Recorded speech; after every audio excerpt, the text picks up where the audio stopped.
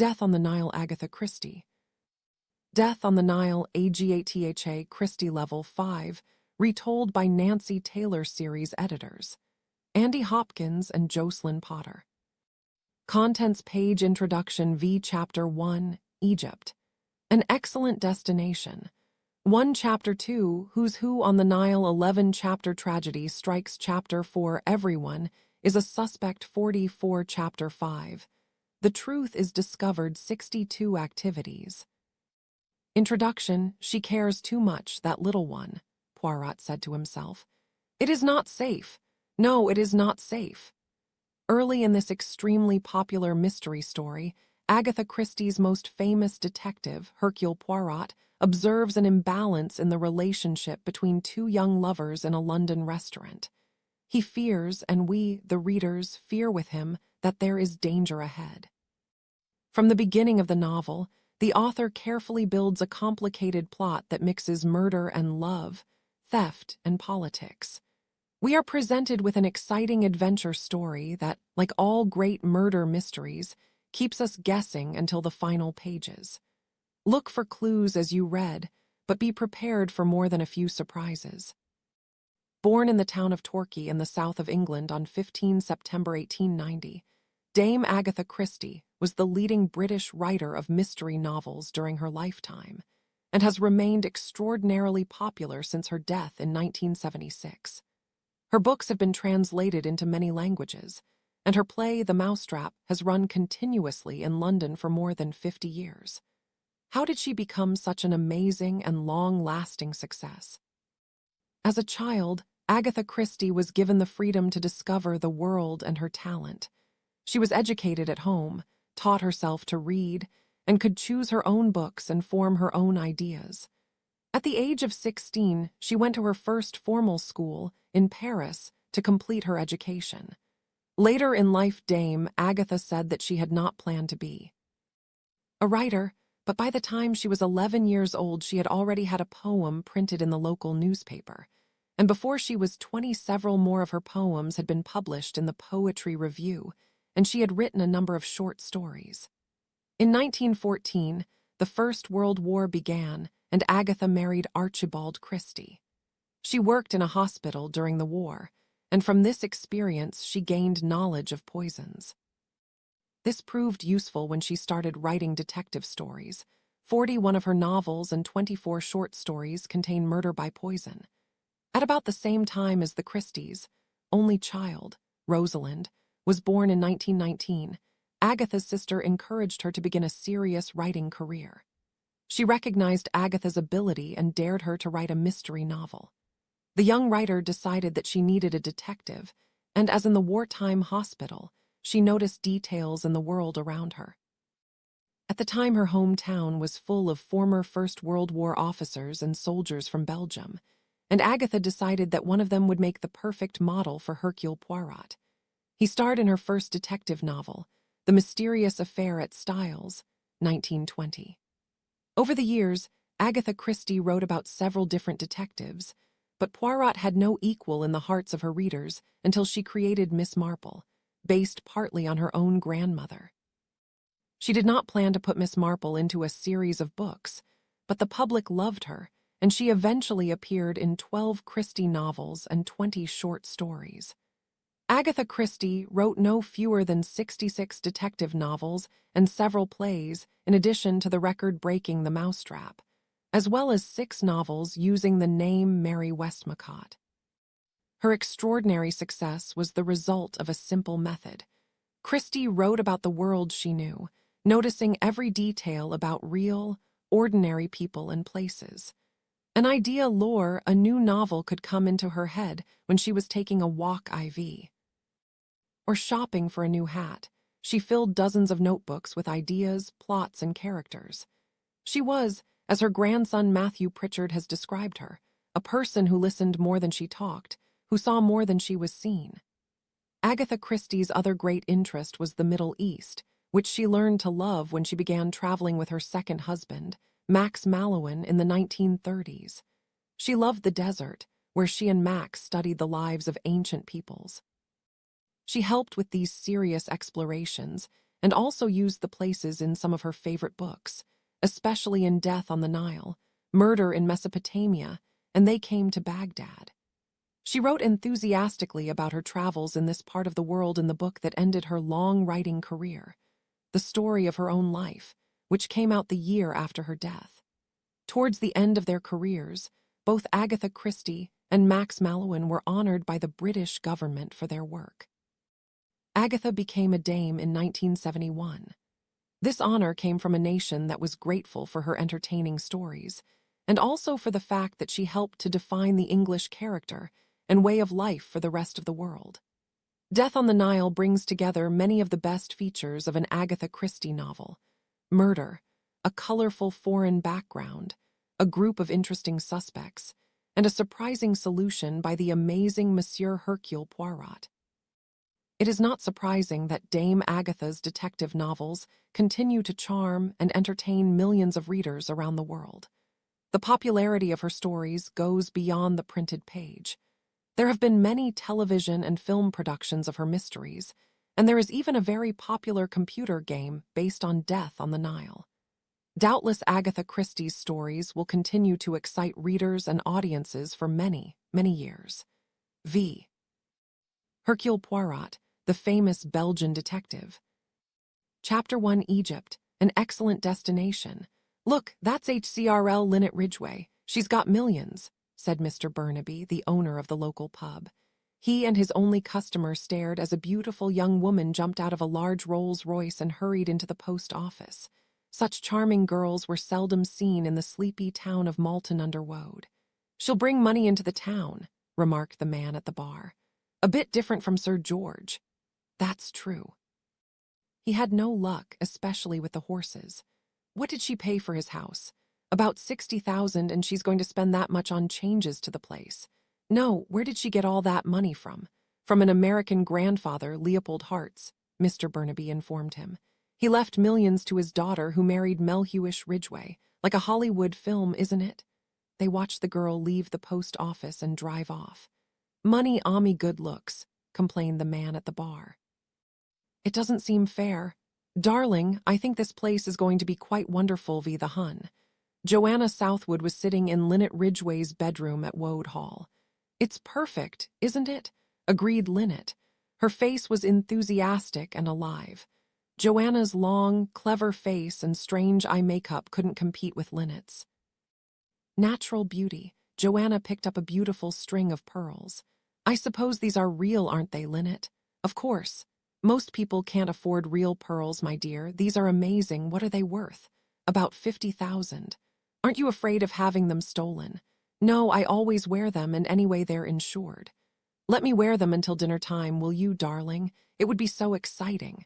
Linnet laughed. "Of course, if you'd like to." Joanna put on the pearls and said, "I really envy you, Linnet. You've got everything: money, beauty, perfect health. You've even got brains. When's your 21st birthday?" "Next June. I'll have a big, brilliant party in London." "And then are you going to marry Charles Windlesham? The newspapers are so excited about the possibility. His big old house could use your attention. Just think, you could rule both Wode Hall and Charltonbury, and he is in love with you." "I don't really want to marry anyone yet," Linnet replied. A telephone call from Jacqueline De Bellefort, Linnet's oldest friend, interrupted their pleasant conversation. "Jackie," Linnet shouted, "I haven't heard from you for ages. Darling, I apologize, but now I want to see you urgently," her friend said. "Can I come down?" "Yes, please, I'd love to show you Wode Hall." "Right. If my old car isn't in a bad mood, I'll see you in time for afternoon tea. Goodbye, darling." "Jackie and I were at school together in Paris," Linnet told Joanna. "Her father ran off and left the family without a penny." "Darling," Joanna said, "if my friends lose their money, I stop seeing them immediately.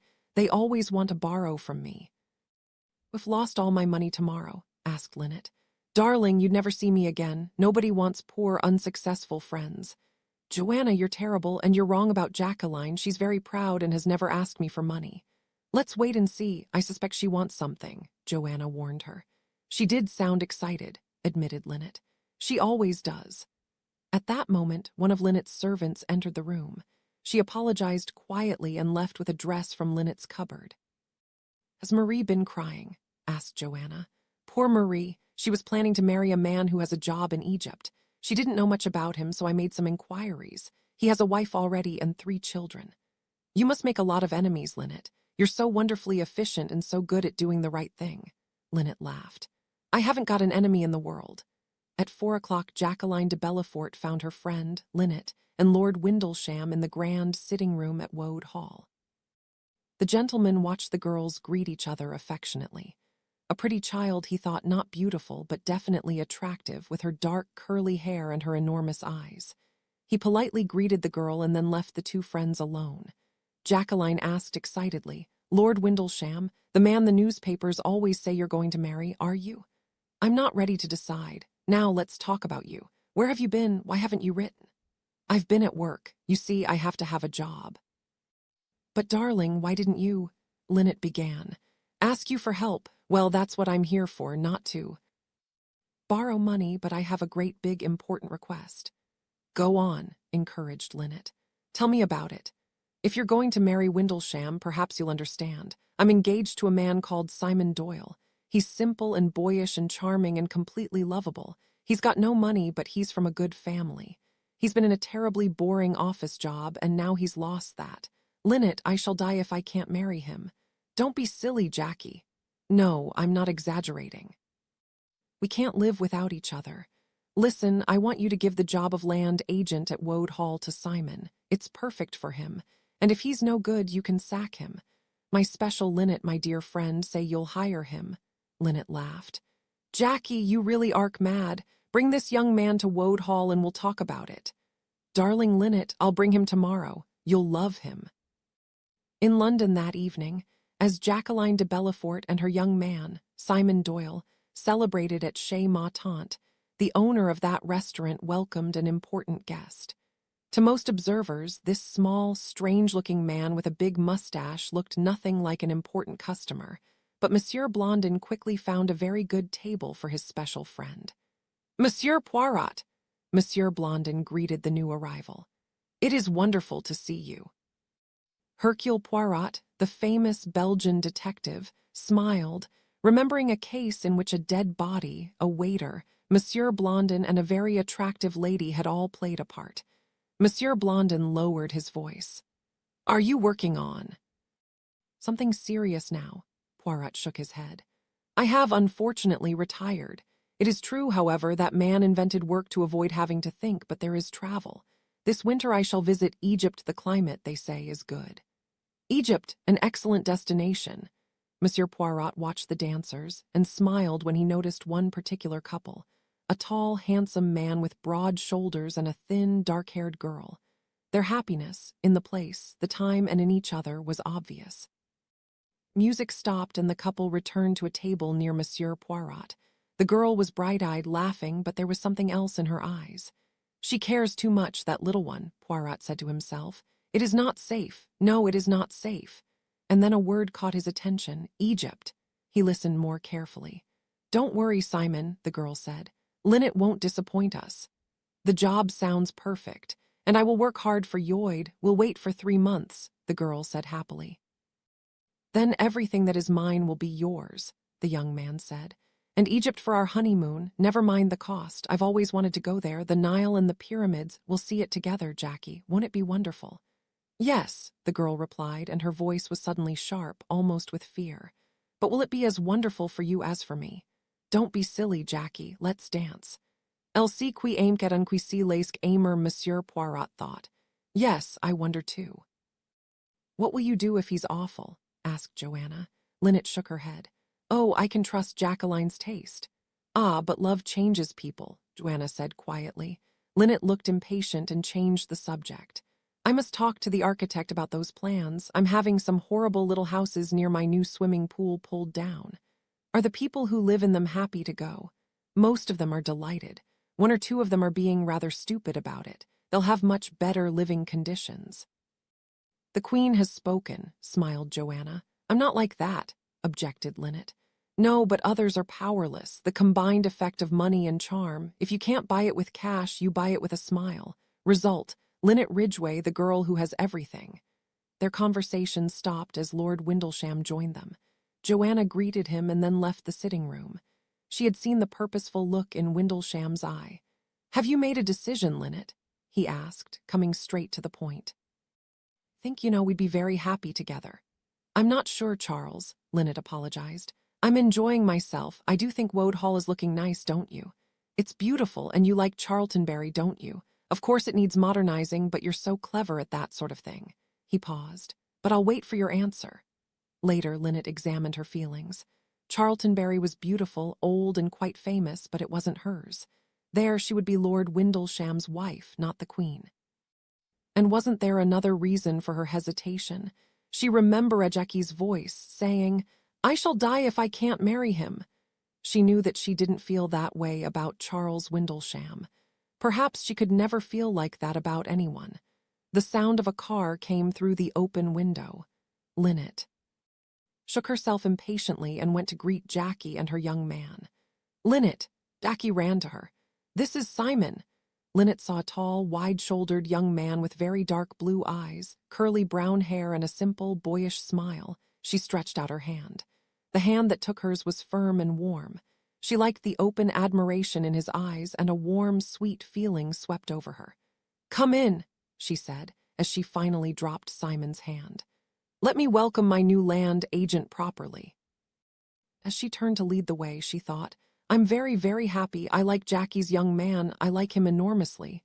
And then, sadly, "Lucky Jackie." On the Spanish island of Mallorca, Tim Allerton leant back in his chair and yawned. He looked at the attractive, white-haired woman of 50 who sat beside him. "Do you really like Mallorca, Mother?" he asked. "Well," his mother said after some consideration, "it's cheap. And cold." Tim was a tall, thin young man with dark hair and sad eyes.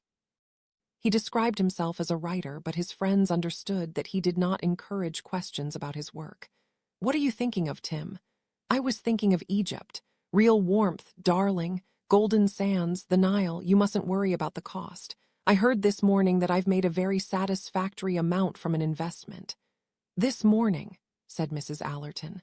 "But your only letter this morning was from Joanna." She stopped and bit her lip. The friendship between her son and his cousin always annoyed her. They both liked discussing others, and had many. Of the same friends, Mrs. Allerton didn't like to admit that she felt slightly jealous of the girl. "But it's more than that," she thought. "I don't like her. She's insincere and can't be serious about anything." "Quite right, Mother," he said coolly. "It was yesterday that I heard about the investment. Here's Joanna's letter. It's full of news. Windlesham's gone to Canada, upset by Linnet Ridgeway's refusal. She's definitely going to marry her land agent. He has no money, of course, though he's from a good family, and he was actually engaged to one of Linnet's best friends. Young people today don't know how to behave," said Mrs. Allerton. "And is Joanna enjoying life? She says she's thinking of opening a little shop in Mayfair. She always talks about having no money, but she travels and her clothes must cost her a lot." "Ah," said Tim, "but she probably doesn't pay for them." "Well, unpaid bills lead to ruin in the end. Think about poor Sir George Wode. He's suffered terribly since he lost Wode Hall. He thinks Linnet Ridgeway has spoilt the place and robbed his family of their history." "But, Mother, he shouldn't live in the past, and neither should we. We'll go to Egypt next month. No arguments." Mrs. Allerton smiled affectionately, and then said guiltily, "I'm afraid I promised Mrs. Leach that you'd go with her to the police station. She wants to report the robbery of her ring, but she doesn't understand any Spanish." "I'll go, but the silly old woman was wearing the ring when she went swimming that day. I'm sure she lost it in the sea." In a New York apartment, old Miss Van Schuyler addressed her poor relations. "I'm going to Europe and then to Egypt," the old woman explained. "Miss Bowers will come with me as usual, but I want Cornelia to come as my social assistant." "How wonderful," cried Cornelia Robson, a large girl with big dog-like eyes. "I've always dreamed of a trip to Europe." "My dear cousin," her mother added, rising to leave, "I'm really very grateful to you. I think Cornelia suffers from not being a social success here in New York. I haven't been able to take her to the right places since Ned died." As the Robsons were leaving, they met a tall, efficient-looking woman on the stairs. "Well, Miss Bowers, so you're going to Egypt. What a lovely trip." Mrs. Robson hesitated and waited until her daughter had gone on ahead of her. "I do hope there won't be any trouble," she whispered with concern. "Oh no, Mrs. Robson, I always watch very carefully." In another part of New York City, Mr. Andrew Pennington was opening his personal mail. Suddenly his face changed and he called for his partner. "What is it, Pennington?" Sterndale Rockford looked not unlike his partner, tall and thin with graying hair and a clever face. "Linnet's married." Pennington checked the date. "Today, to someone called Simon Doyle. I've never heard of him, have you?"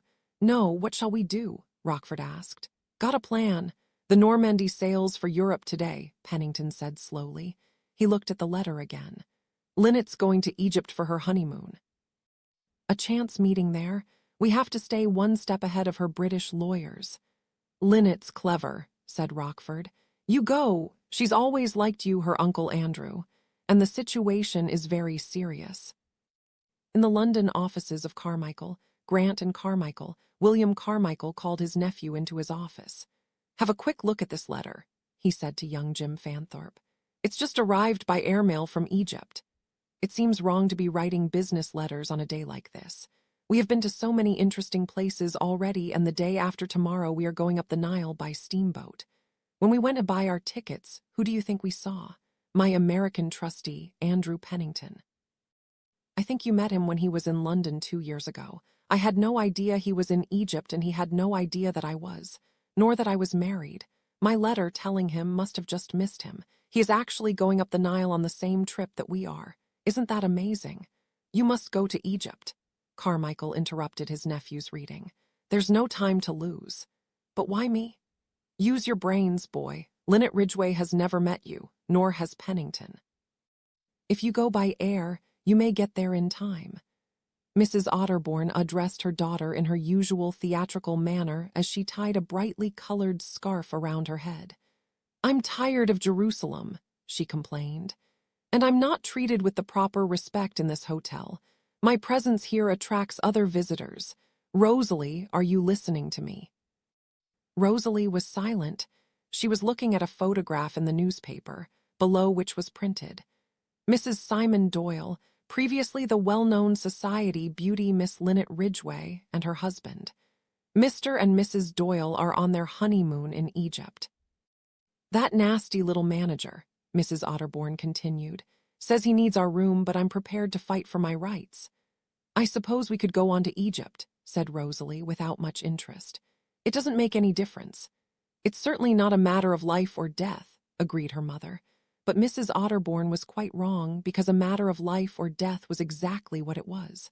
"Chapter 2, Who's Who on the Nile, that's Hercule Poirot, the detective," said Mrs. Allerton. She and her son were sitting in the sun outside the Cataract Hotel in Assuan. Tim sat up more quickly than he usually did. "That funny little man in the white suit, what's Lie doing here?" His mother laughed. "Darling, you sound quite excited, but I don't think he's looking for criminals. He's probably on holiday." "Well, he's found the best-looking girl in the place," Tim noted. "It's a pity that she looks so bad-tempered." The subject of these remarks was Rosalie Otterbourne. She certainly seemed to be in a bad mood, but Hercule Poirot was chatting to her cheerfully. "I am finding this place very interesting," he was saying. "The black rocks and the sun and the little boats on the river." "I think Assuan's rather dull," Rosalie said. "The hotel's half empty and everyone's about 100 years old." She stopped as she saw the smile in Poirot's eyes. I wasn't thinking of you. I'm sorry. That sounded rude." "Please do not apologize," said Poirot. "It is natural that you should wish for people of your own age. But there is one young man, at least. The one who sits with his mother all the time. I like her, but I think he looks awful, so arrogant. And I am /arrogant. Oh, I don't think so, and anyway, I suppose you have a reason to be arrogant. Unfortunately, crime doesn't interest me at all." Poirot said seriously. "I am delighted to learn that you have no guilty secret to hide." Rosalie looked questioningly at Poirot, but the detective did not seem to notice, and continued, "We will both make the trip to Wadi Haifa and the Second Cataract." Poirot's eyes considered him thoughtfully. Tim watched the couple too. "Lucky devil, most girls with millions have something wrong with them. She's perfect." "They look truly happy," commented Rosalie. It isn't fair, she added quietly. She and Poirot continued their walk.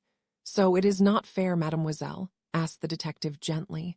Rosalie's face turned red. It seems a little too much for one person, she said. Money, good looks, a beautiful figure, and love. Perhaps he married her for her money. Didn't you see the way he looked at her? I also saw dark circles below her eyes.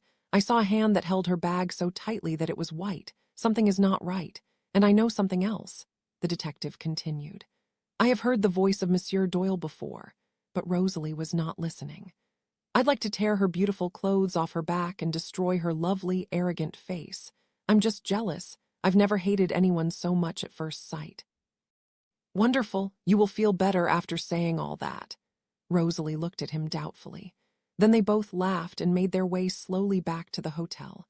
Poirot found a seat in the garden and was looking around him when he recognized the girl from Chez Ma Tante. The expression on her face now was very different. She was paler, thinner, and there were lines that told of great unhappiness. A face and a voice. The new husband, Mr. Simon Doyle, had been at Chez Ma Tante with this young woman. Suddenly, Linnet Doyle and her husband came down the path. Linnet's voice was happy and confident. The girl from Chez Ma Tante stepped into the path. The other two stopped. "Hello, Linnet," said Jacqueline De Bellefort. "Our paths keep crossing. Hello, Simon, how are you?" Linnet had moved back with a little cry. Anger completely changed Simon Doyle's good-looking face. He looked ready to hit the girl, but then he noticed Poirot. "Hello, Jacqueline," he said coldly. "What a surprise." "A surprise?" she asked. Then she walked away. Poirot left in the opposite direction. He heard Linnet Doyle say, "Simon, what can we do? Oh, what can we do?" After dinner that night, most of the guests at the Cataract Hotel were sitting at little tables on the terrace. Simon and Linnet Doyle and a tall, serious-looking, gray-haired American hesitated in the doorway. Tim Allerton rose from his chair and greeted them. "You don't remember me, I'm sure," he said pleasantly to Linnet, "but I'm Joanna Southwood's cousin." "Of course I remember you. You're Tim Allerton. This is my husband." Her voice shook slightly pride, shyness. "And this is my American trustee, Mr. Andrew Pennington." The three new arrivals joined Tim and his mother at a table. The next time the doors opened, Linnet looked up nervously but relaxed as a small man came out and walked across the terrace. "You're not the only celebrity here, my dear. That funny little man is Hercule Poirot," explained Mrs. Allerton. "Of course," said Linnet thoughtfully. "I've heard of him. Monsieur Poirot," called Mrs. Otterbourne in her loud, bossy voice from the other side of the terrace. "Sit down with us." He obeyed. "There are quite a lot of celebrities here now, aren't there? Society beauties, well-known detectives, famous novelists." Poirot felt rather than saw Rosalie's unhappiness. "You are working on a novel at present, madame?" he asked politely. "I'm being terribly lazy," Mrs. Otterbourne said. "My readers are getting very impatient. I'll soon start writing again, I speak the truth. Sex, ah, Monsieur Poirot, why is everyone so afraid of sex? You have read my books." "Ah, madame, I do not read many novels, my work," Mrs. Otterbourne interrupted. "You must have a copy of Under the Fig Tree. You will find it interesting. It's honest and real. I'll fetch the book for you," offered Rosalie quickly. "No, dear, I can go," said Mrs. Otterbourne angrily. "Please, mother, talk to Monsieur Poirot. I know where it is." "A glass of wine, madame," offered Poirot when Rosalie had left. "No, no, I rarely touch alcohol." "Then may I order a lemonade for you, madame?" Rosalie returned, a book in her hand. Poirot was surprised by the lack of clothes worn by the lady on the cover, but he accepted it politely while noticing the girl's embarrassment. Suddenly, the doors opened again, and the thin, dark-haired girl from Chez Ma Tante walked quietly to an empty table and chose her seat carefully. Then she stared directly at Linnet Doyle. Linnet whispered something to Mr. Pennington and changed her seat. Poirot noticed everything and wondered about the situation. 5 minutes later, the other girl moved to the opposite side of the terrace. Her eyes never left the face of Simon Doyle's wife. Soon Linnet Doyle and her husband left the terrace. Jacqueline De Bellefort smiled and lit a cigarette. "Monsieur Poirot?" Poirot stood up quickly. He had remained out on the terrace after everyone else had left. He looked into the eyes of Linnet. Doyle, who looked more lovely than ever. "At your service, madame," he said politely. "Monsieur Poirot, I am in urgent need of someone to help me, and I think that you are probably the right person." "Thank you, madame, but I am on holiday, and when I am on holiday I do not take cases." "Perhaps one can change that," Linnet said confidently. "Before I met my husband, he was engaged to a close friend of mine, Miss De Bellefort. My husband ended the engagement. They were not suited to each other. Miss De Bellefort, I am sorry to say, was very unhappy about it. She threatened us but didn't harm us. Instead, she has begun to follow us wherever we go." "Ah, rather an unusual revenge," commented Poirot. "Unusual and annoying. We're on our honeymoon and she has been there at every stop. Venice, Brindisi, Mina House, and now here. It's nonsensical. I am surprised she hasn't got more pride." "There are times, madame, when other emotions are stronger." "Yes, possibly, but what can she hope to gain by all this?" "It is not always a matter of gain, madame." Linnet looked slightly embarrassed, but said quickly, "You are right, but this behavior has got to be stopped. If this young lady has not threatened or insulted you in public, and if she has not physically harmed you, I do not see what you can do. The air is free to all. This is impossible. There must be some way of stopping her." "You could move somewhere else," said Poirot calmly. "Why should we run away? Are we—" She stopped. "Exactly, madame, are you— What? Why does Mademoiselle de Bellefort's presence offend you so much? I will tell you a little story. A month or two ago, I was dining in a restaurant in London. At the table next to me were a man and a girl. They were, it seemed, very much in love and confident of the future. I could see the woman's face, and the strength of her love was clear. They were engaged, I learnt, and were discussing their honeymoon. They planned to go to Egypt." He paused. "And now they are here in Egypt, but the man is on his honeymoon with another woman." "Yes, I had already told you the facts," said Linnet coldly. Poirot continued. "The facts, yes. But that night in London, the girl also mentioned a friend who she could depend on." "I think that friend was you, madame. She trusted you." "These things happen, Monsieur Poirot," Linnet said angrily. "I know that Jackie was deeply in love with Simon, but he didn't feel the same way. He was very fond of her, but even before he met me, he was beginning to feel that he had made a mistake, and an engagement can be broken." "Your argument is logical," said Poirot, "but it does not explain one thing, your attitude. Your very close friend has been deeply hurt, but instead of feeling pity or annoyance at her behavior, you are extremely angry. There can be only one reason for your reaction, that you feel a sense of guilt." Linnet jumped to her feet. "How dare you talk to me like that? Really, Monsieur Poirot?" "But I do dare, madame. I suggest that you felt strongly attracted to Simon Doyle at once. Then there was a moment when you had a choice. You hesitated, but you chose to use your charm to take Simon from your friend, although you knew what he meant to her." There was a silence. Then Linnet said in a cold voice, "This has nothing to do with my problem now." "I disagree with you, madame. I am explaining why your friend's unexpected appearances upset you so much. You know in your heart that she has right on her side. I am guessing that you have had a happy life, that you have been kind and generous in your attitude to others." "I have tried to be," said Linnet quietly, "and that is why you are so upset that you have intentionally caused someone pain. I am sorry if I have been rude, but psychology is the most important fact in a case." Linnet said slowly, "Perhaps you're right, but what can be done about it now? I can't change the past. You must accept that you are responsible for your friend's problems. You must have courage and do nothing. Couldn't you talk to Jackie? Try to reason with her." "What is your husband's attitude to this situation?" "He's angry," said Linnet. "Extremely angry."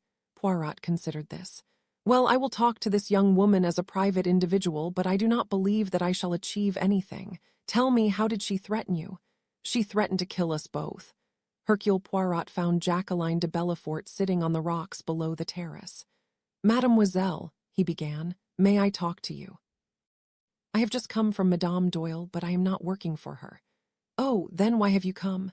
"One saw you and Monsieur Doyle once at Chez Ma Tante," Poirot explained.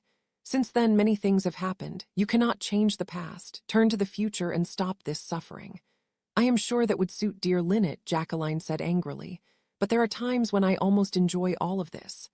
"And that, mademoiselle, is the worst of all," Poirot said gently. "Go home."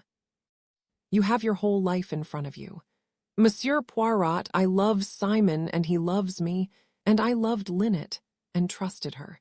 She was my best friend, but she has always been able to buy everything she wanted. Did Monsieur Doyle allow himself to be bought? No, it's more complicated than that. She gave up Lord Windlesham and his title and his big house and chose Simon. He felt confused but also special. Linnet's beauty and charm blinded him and he couldn't see me anymore. He fell in love with her because she made him. She looked away. Yes, he hates me now, but he'd better be careful. She pulled a small pearl-handled pistol from her handbag. A nice little thing. One bullet would kill a man or a woman, and I know how to use it. I was going to shoot them, but then I decided to follow them and steal their happiness. She laughed loudly. Poirot took her arm. "Stop this," he said. "Do not open your heart to evil. It will make its home there and destroy you." Jacqueline hesitated, but then said, "You couldn't stop me if I decided to kill her. What have I got to live for?" "But mademoiselle, murder is an unforgivable offense."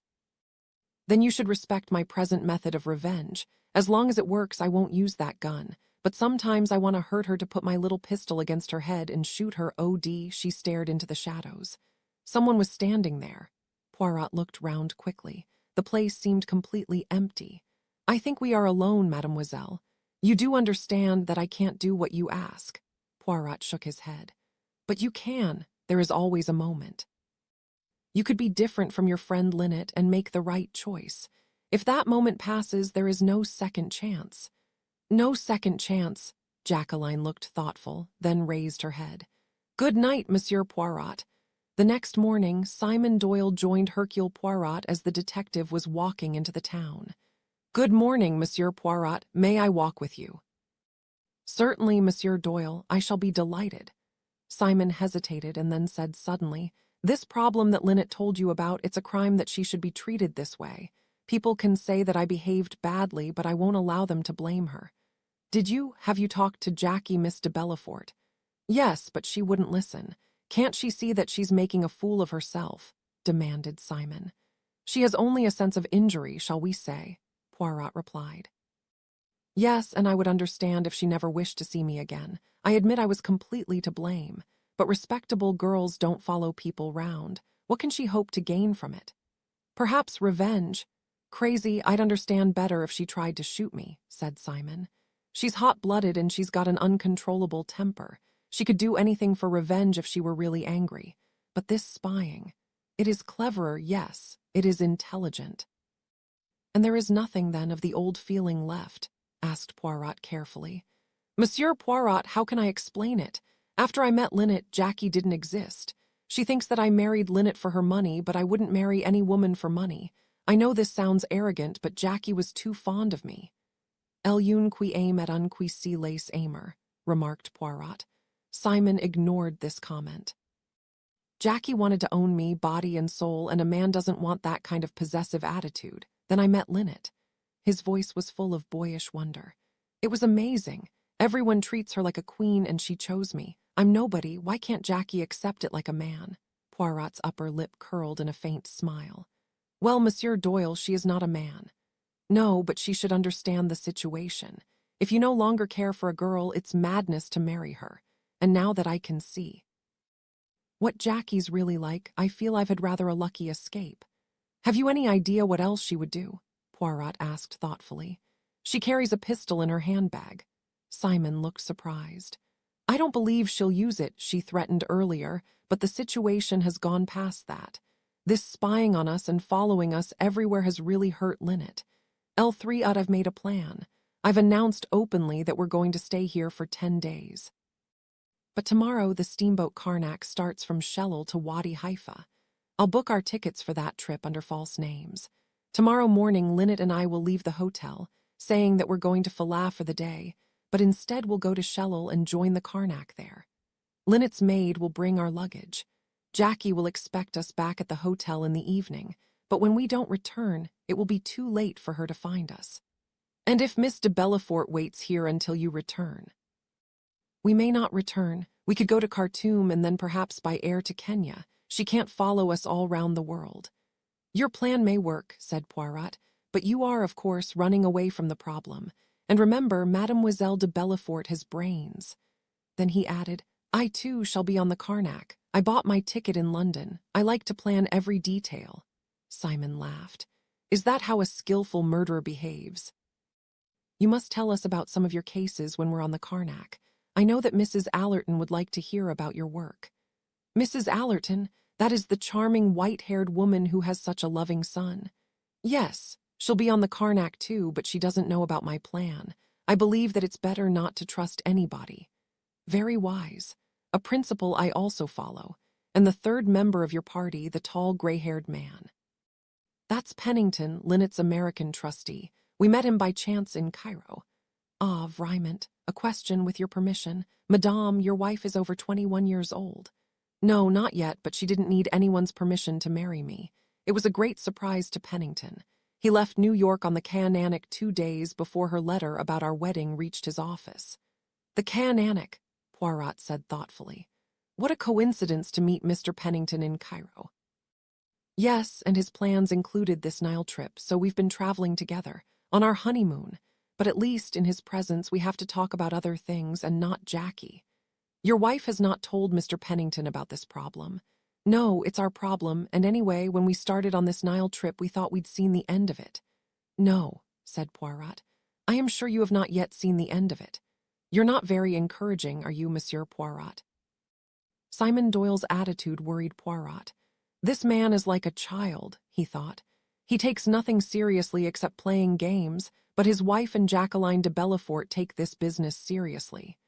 The detective said, "You will allow me to ask a personal question? Was it your idea to come to Egypt for your honeymoon?" Simon seemed upset again. "No, but Linnet absolutely insisted on it, and so, he stopped." "Naturally," said Poirot. He understood that if Linnet Doyle decided on anything, it had to happen. He thought to himself, "I have heard from Jacqueline De Bellefort, Linnet Doyle and her husband. Whose story of this affair is nearest the truth?" At 11 the next morning, Jacqueline De Bellefort sat on the terrace and watched Simon and Linnet Doyle depart in a small sailboat. At the same time, and without Jacqueline seeing it, a car departed with the Doyles, luggage, and Linnet's maid. Hercule Poirot decided to spend the time before lunch on the island of Elephantine, opposite the hotel, and joined 2 men stepping into one of the hotel boats. The younger man was a tall, dark-haired young man with a thin, angry face. His clothes were extremely dirty and unsuitable for the climate. The other traveler, a heavy middle-aged man with a foreign accent, began a conversation with Poirot as the boat headed for Elephantine. The younger man turned his back on them, and instead admired the skill of the Egyptian boatman who was piloting the boat. On the little island, the friendly stranger introduced himself to Monsieur Poirot as Signor Guido Ricchetti, a historian. Poirot accepted his card politely and formally presented Signor Ricchetti with one of his own cards. Then the 2 men, now speaking in French, stepped into the Elephantine Museum together. The younger man from the boat walked around with little interest. Afterwards, Poirot noticed Mrs. Allerton sitting alone beside the river and joined her. He removed his hat politely. "Good morning, Mr. Poirot," Mrs. Allerton said. "Are you joining us on the trip to the Second Cataract?" "Yes, I am." "I'm so glad. I'm very excited to meet you. But I saw you talking to Simon Doyle earlier. What do you think of him? His marriage to Linnet Ridgeway was a great surprise." "You know Madame Doyle well, Madame?" "No, but a cousin of mine, Joanna Southwood, is one of her best friends and one of Tim's." She looked displeased. "You do not like your cousin, Madame?" "Not much," said Mrs. Allerton, and then changed the subject. "How very few young people there are out here. That pretty girl with the awful mother is almost the only young creature in the place. She interests me, that child, but I feel sorry for her. You can suffer so much when you're young and sensitive." "Yes," agreed Poirot. "She is not happy, poor little one. I've tried to talk to her, but she's not interested. However, I hope to have another opportunity on this Nile trip. I'm very friendly, really people interest me enormously." She paused, then said, "Tim tells me that the dark-haired girl, Miss de Bellefort, is the girl who was engaged to Simon Doyle. It's rather uncomfortable for them meeting like this. You know, it may sound foolish, but she almost frightens me." A great force of emotion is always frightening, Poirot said. Do people interest you too, Monsieur Poirot, or are you only interested in possible criminals?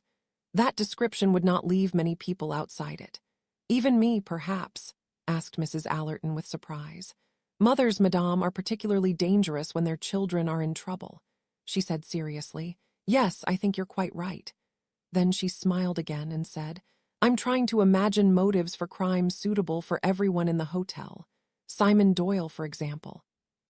Poirot said, smiling, a very simple crime, nothing complicated. He would go directly towards his goal, and therefore he would be easy to catch. Yes, he would not be clever. And Linnet, she would act like a queen and simply give her orders. And the dangerous girl Jacqueline De Bellefort, could she commit a murder?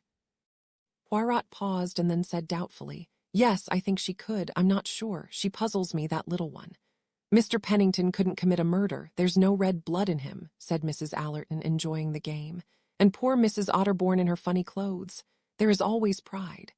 As a motive for murder, asked Mrs. Allerton doubtfully. Motives for murder are not always grand, madame. What are the most usual motives, Monsieur Poirot? Most frequent money. Then there is revenge and love, and fear, and pure hate, and even generosity. Monsieur Poirot. Oh, yes, madame. Political murders are often in this group. Somebody is considered harmful to a society and is removed. The murderers forget that life and death are the affair of God. Soon they joined the others in the boat to return to the hotel. Poirot spoke politely to the young man in the dirty clothes. There are very wonderful things to see in Egypt, are there not? They make me sick, the young man replied in a surprisingly educated voice. Think of the poor workers who struggled to build all these important buildings and died doing it.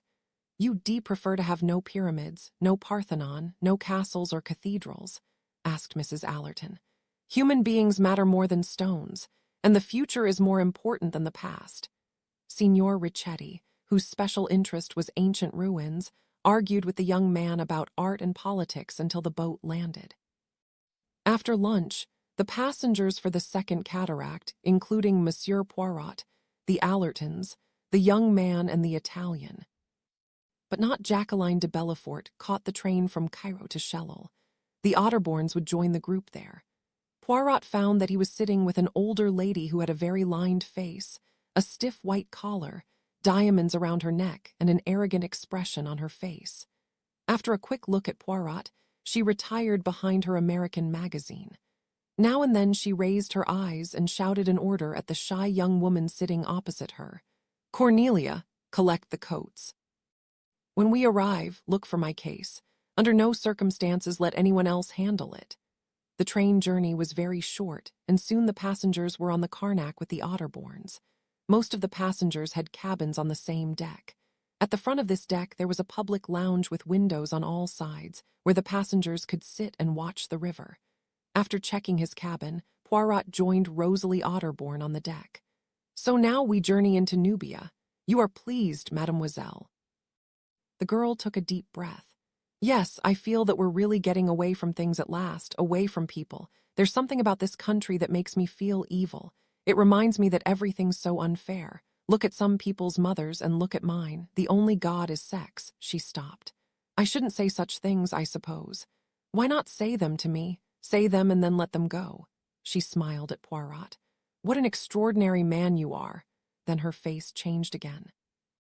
Well, here are Mr. and Mrs. Doyle. I had no idea they were coming on this trip. Simon and Linnet Doyle looked relaxed and brilliantly happy, and held hands as the Carnac began its 7-day journey to the second cataract and back. From behind them came a light laugh. Linnet turned her head in shock. Jacqueline De Bellefort was standing there. She seemed amused. Hello, Linnet. One didn't expect to find you here. I thought you said you were staying in Assuan for another 10 days. Linnet and Simon moved to the other side of the boat. Simon looked wild with anger. Their pleasure had gone. Without turning his head, Poirot heard bits of their conversation. Turn back. Impossible. Lynn, we've got to go on with it now. In the early evening, Poirot stood alone in the public lounge. Suddenly, Linnet Doyle stood by his side. She looked nervous and worried, like a confused child. Monsieur Poirot, I'm afraid of everything. The dark water, the wild rocks, I've never felt like this. Except for Simon, I'm surrounded by enemies. But what is all this, madame? Perhaps it's nerves. I just feel unsafe, trapped. What's going to happen? How did she know we were coming on this boat? She has brains, you know, answered Poirot. With your money, why did you not hire a private boat? We didn't expect this trouble, and Simon is sensitive about money. He wanted a honeymoon that he could pay for. I've got to educate him gradually about the finer things in life. Then her mood changed. I must change my clothes. I'm sorry, Monsieur Poirot. I'm afraid I've been talking a lot of foolish nonsense. In the dining room, Mrs. Allerton said to her son, I asked little Hercule Poirot to sit at our table. Mother, you did. Tim sounded annoyed. He'll be with us day and night. Mrs. Allerton looked upset. Tim was usually so good-tempered. Men were difficult to understand. I'm sorry, my dear, I thought it would amuse you. You love detective stories. As they sat down, Hercule Poirot crossed the room to their table. You really allow me, madame, to join you. Please sit down, Monsieur Poirot, Mrs. Allerton said, smiling. She noticed his quick look at Tim, who still seemed angry, so talked cheerfully to produce a more pleasant atmosphere. Here's the passenger list. Let's try and match names to people. We know Miss De Bellefort and the Otterbournes. And of course, Mr. and Mrs. Doyle. I think Dr. Bessner must be the fat German with the mustache, and Mr. Fanthorp must be the very quiet young man. Quite a nice face, cautious and intelligent. Yes, agreed Poirot. I wonder what he is doing here. I think Mr. Ferguson must be the young man who hates the rich. And Mr. Pennington is the American who Mrs. Doyle calls Uncle Andrew. I can imagine him in an office on Wall Street, extremely rich, I think. Next, Monsieur Hercule Poirot, whose talents are being wasted on this trip. Can't you find a crime for Monsieur Poirot, Tim? But her well-intended conversation only seemed to annoy her son more, and she quickly continued. We know Mr. Richetti from Elephantine Island. Then Miss Van Schuyler, the very ugly old American lady who thinks she is better than everybody. Who are the two women with her? Finally, Tim decided to join his mother's game. Miss Bowers, the thin one with glasses, is her secretary and nurse. The other one is Miss Robson, a poor relation who seems to be enjoying herself, although Miss Van Schuyler treats her like a slave. I heard them talking in the lounge before dinner. On his way to his cabin later that night, Hercule Poirot saw Jacqueline De Bellefort standing alone on the deck. The look of pain on her face stopped him. She looked sad now, not frightening in any way. Good night, mademoiselle. Good night, Monsieur Poirot. She hesitated, then said, You were surprised to find me here on this trip.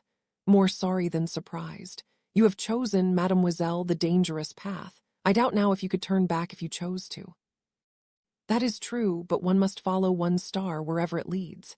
Be careful, mademoiselle, that it is not a false star. Back in his cabin, Poirot was falling asleep when he heard Simon Doyle's voice, repeating the same words he had used when the steamboat left Schuyler. We've got to go on with it now. Yes, thought Hercule Poirot. We have to go on with it now. He was not happy. After a stop at Ez Zebua the next day, the Kamak continued its journey towards Wadi Haifa. The scenery was less frightening and the mood of the passengers was more cheerful. Linnet seemed almost light-hearted as she sat in the public lounge with her husband and Mr. Pennington. I know it's your honeymoon, Linnet, said Pennington, but there are just one or two things. Of course, Uncle Andrew. Linnet at once became businesslike. My marriage has made a difference, of course. Yes, I will need your signature on several documents. Pennington looked round quickly. The only other people in the lounge were Mr. Ferguson, drinking beer at a small table, Hercule Poirot, who was sitting near him, and Miss Van Schuyler, who was sitting in a corner reading a book on Egypt. Pennington left and returned with a large pile of papers. Have I got to sign all these? Linnet asked. I know it's not a good time, but I'd like to get your affairs in proper order. He sorted through the papers and Simon yawned. The door to the lounge opened and Mr. Fanthorp came in. He looked round and then walked over to the windows and stood near Poirot, looking out at the pale blue water. Pennington put a document in front of Linnet, who examined it carefully. You sign just there, he said as he pointed to the space for her signature. It's not very important, you needn't read it. Simon yawned again. My dear girl, if you read everything, we'll be here until lunchtime and longer. I always read everything carefully, said Linnet. Father taught me to do that. There could be a careless mistake. Pennington gave a rather cold laugh. I've never read a legal document in my life, said Simon, laughing. I sign where they tell me to sign. Suddenly, to everyone's surprise, the silent Mr. Fanthorp spoke to Linnet. Excuse me, but I must say that I respect your business-like attitude. It's admirable to read a document before you sign it. Then, rather red in the face, he turned again to study the banks of the Nile. Thank you, Linnet said, trying not to laugh. Andrew Pennington looked seriously annoyed and gathered up the documents. Perhaps some other time would be better, he said coldly. We mustn't miss enjoying the scenery. As they left, Cornelia Robson hurried in. Miss Bowers followed her calmly. Where have you been? Miss Van Schuyler said crossly. Cornelia, I expect a little attention from you. Miss Bowers, give me my medicine and find me a chair outside on the deck. Cornelia, bring my sewing. After the three women left, Mr. Ferguson remarked to the almost empty room, I'd like to kill that woman. Poirot, who had noted everything that had happened in the room, asked with interest, She is a type you dislike. Definitely, she's never worked, she just uses people. There are a lot of people on this boat that the world would be better without. Really? Yes, that girl in here just now, signing documents. She's one of the richest women in England and has never done a day's work. Who told you that she was so rich? Asked Poirot. A man who works with his hands and is proud of it. Me, I work with my brain and am proud of it, said Poirot. They ought to be shot, all of them. What a fondness you have for violence. You've got to destroy before you can build up. It is certainly much easier, noisier, and more exciting. What do you do for a living? The young man asked. Nothing at all, I expect. You probably call yourself a middleman.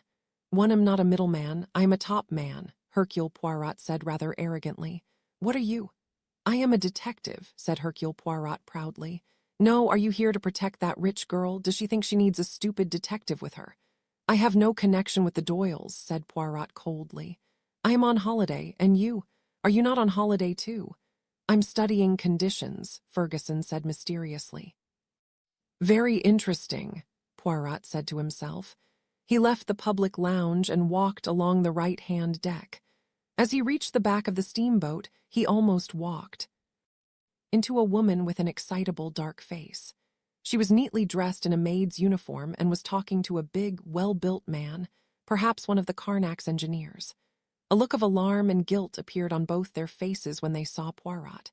Then, as he continued his walk back along the left-hand side of the boat, a door opened and Mrs. Otterbourne nearly fell into his arms. Dear Mr. Poirot, so very sorry, she apologized. The boat moves so much, never really happy on the water. Poirot gently took her arm. I will send your daughter to you, madame. Return to your cabin. The water is too rough. You might be swept off the deck. Mrs. Otterbourne hesitated and then went back into her cabin. Poirot found Rosalie sitting between Mrs. Allerton and Tim. She was chatting and laughing quite happily, but her face changed when Monsieur Poirot said, Your mother wants you, mademoiselle. As Rosalie hurried to her mother's cabin, Mrs. Allerton said, I think she's a very complicated girl, very unhappy. Well, I suppose we've all got our private troubles, Tim replied.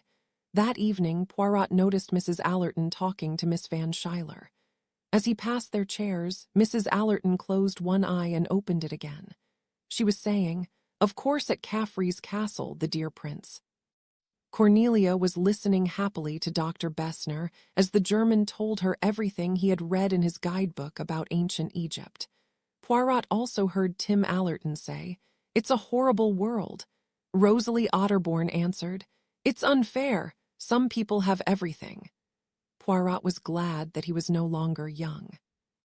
Chapter 3, Tragedy Strikes the Carnack's next stop was at Abu Simbel.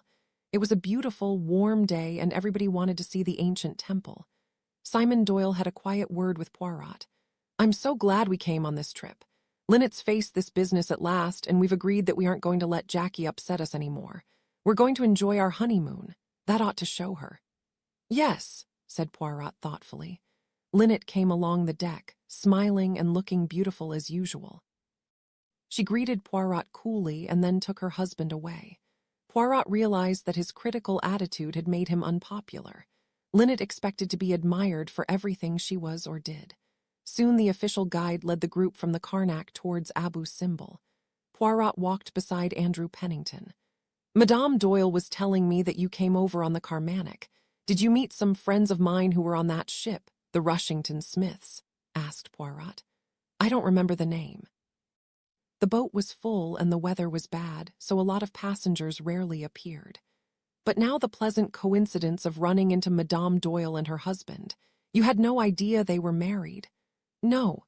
Mrs. Doyle had written, but I didn't receive the letter until after our unexpected meeting in Cairo," explained Pennington. "You have known her for many years, I understand. Since she was a small child. Her father and I were great friends.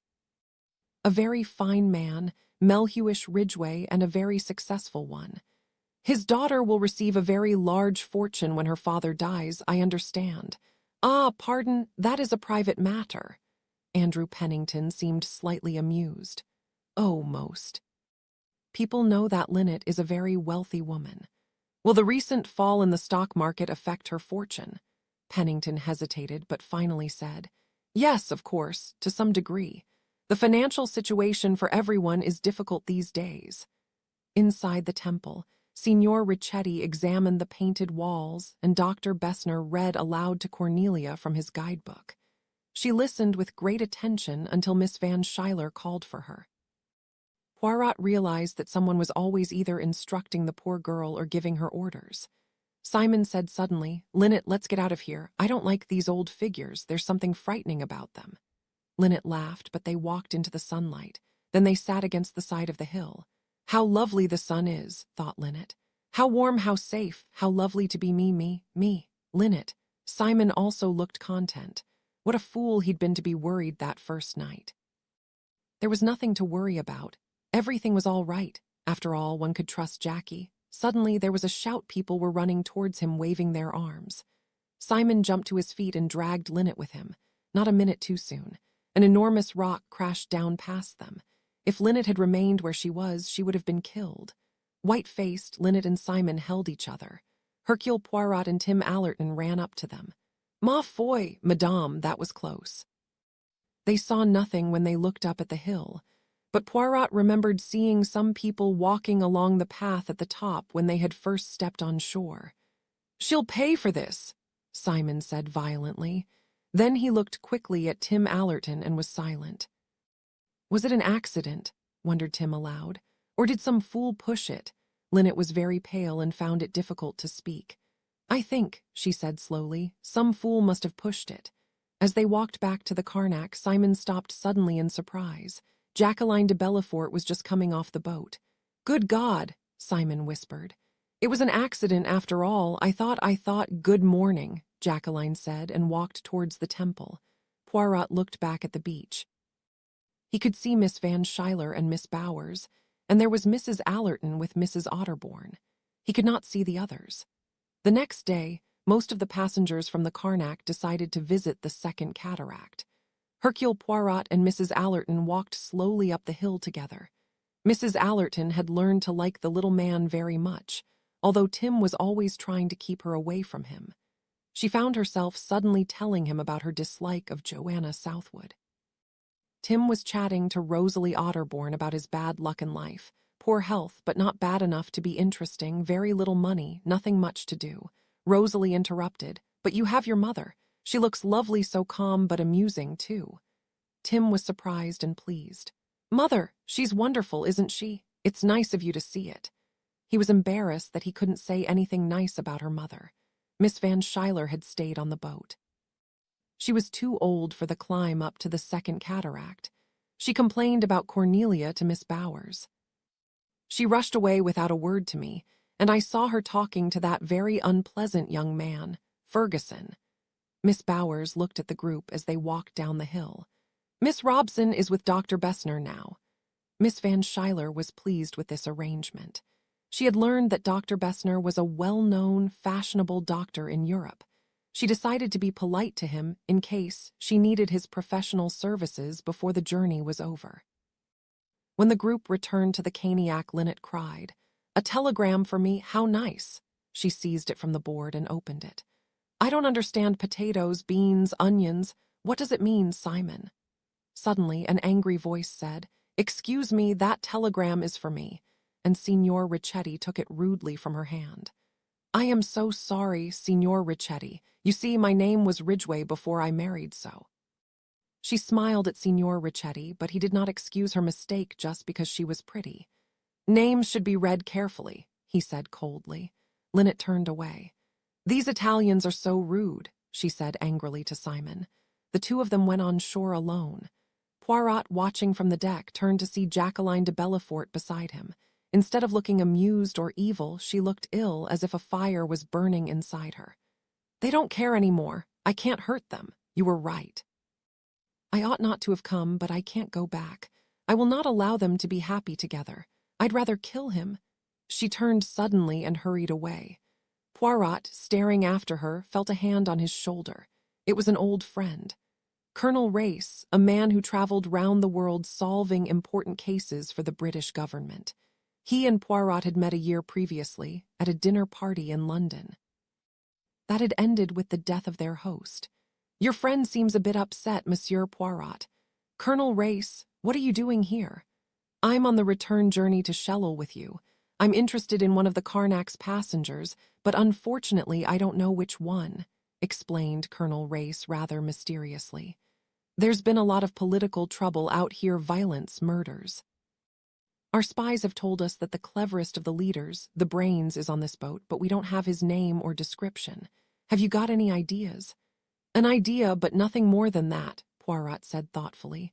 Race knew that Poirot never spoke unless he was sure. Poirot rubbed his nose and said unhappily, "There is something else happening on this boat that is causing me much concern." "Tell me about it," Race said with interest. "Think about this," said Poirot. "A has wronged B desires revenge and threatens A. Both women are on this boat." "Don't worry," said Race. "People, especially women, who talk about what they are going to do don't usually do it. Anything else? Yesterday A had a very close escape from death, the kind of death that might conveniently be called an accident. Arranged by B? No, that is the point. B did not do it. It was not possible. Then it was an accident. Coincidences do happen." "I suppose so," agreed Poirot, "but I do not like such accidents." "Is a particularly unpleasant person?" asked Race. "Absolutely not. O is a charming, rich, and beautiful young lady. And if I am right, and I am constantly in the habit of being right, then there is a matter for serious concern. And now you tell me there is a man on the Carna who kills. He doesn't usually kill charming young ladies." "Today I advised Madame Doyle, to take another route and not to return on this boat," said Poirot. "But she and her husband would not agree. I pray to heaven that we may arrive at Schuyler without disaster, but Hercule Poirot, I am afraid." On the following evening, the Carouac stopped at Abu Simbel, giving the passengers the opportunity for a second visit to the temple. "There's so much to see," Cornelia Robson said excitedly to Mr. Ferguson. "I wish Dr. Bessner was here. He'd explain it all to me. How can you like that boring old fool? And that old woman, she treats you like a dog. You're as good as they are." "But I'm not," protested Cornelia. "Cousin Marie is very cultured, and cultured, that word makes me sick." Ferguson paused. "Don't you realize as an American that everyone is born free and equal?" "Of course people aren't equal," said Cornelia calmly. "I'm not beautiful and rich like Mrs. Doyle." "Mrs. Doyle," shouted Ferguson. "She's the sort of woman who ought to be shot as an example." There was an uncomfortable silence, but before they returned to the Carouac, Ferguson said, "You're the nicest person on the boat, remember that." Feeling unusually pleased, Cornelia hurried into the public lounge to find Miss Van Schuyler. The old lady looked at her watch. "You've been a long time," she said crossly. "And what have you done with my velvet shawl? I had it in here after dinner. It was on that chair." "I can't see it anywhere, Cousin Marie," said Cornelia after a quick search. Miss Van Schuyler left the room in a bad temper, with Cornelia and Miss Bowers following behind. Most of the other passengers had also gone to bed early. The Doyles remained in the lounge, playing cards with Pennington and Colonel Race at a table in a corner. Fanthorp was reading a book. The only other passenger in the lounge was Hercule Poirot, who could not stop yawning. He, too, decided on an early night. As he walked sleepily towards his cabin, Poirot met Jacqueline hurrying along the deck. "You look sleepy, Monsieur Poirot." "Mais oui, I can hardly keep my eyes open," said Poirot. "It lieth been a very hot day, no wind at all." "Yes," Jacqueline said thoughtfully. "It's been the sort of day when things break, when one can't go on." She seemed tense and nervous, but she relaxed when she said good night. Her eyes met his just for a moment. Poirot remembered that look the next day. Had there been a cry for help, he continued to his cabin. After dealing with Miss Van Schuyler's many needs, Cornelia decided that she was not sleepy and returned to the public lounge. She looked up from her sewing when the door opened and Jacqueline De Bellefort came in. Jacqueline pressed the bell for a waiter, then sat down with Cornelia. "K.A. lovely night," Jacqueline commented. "A real honeymoon night, isn't it?" Her eyes rested on Linnet Doyle. When the waiter arrived, Jacqueline ordered a large drink. Simon looked up from his cards with a faint line of worry on his forehead. When her drink came, Jacqueline picked it up and said, "Well, here's to crime." She finished it quickly and ordered another. Again, Simon looked across the room at her. He seemed to lose his concentration in the card game, and soon Linnet and Colonel Race stood up to leave. "Coming, Simon?" asked Linnet. "Not yet. I think I'll have a drink first." Pennington finished his drink and left. Cornelia began to gather up her sewing. "Please don't go to bed, Miss Robson," said Jacqueline. "Don't leave me. We girls must support each other." Cornelia sat down again. Jacqueline's second drink arrived, and she began to sing quietly. He was her man, and he did her wrong. Mr. Fanthorp turned a page of his book.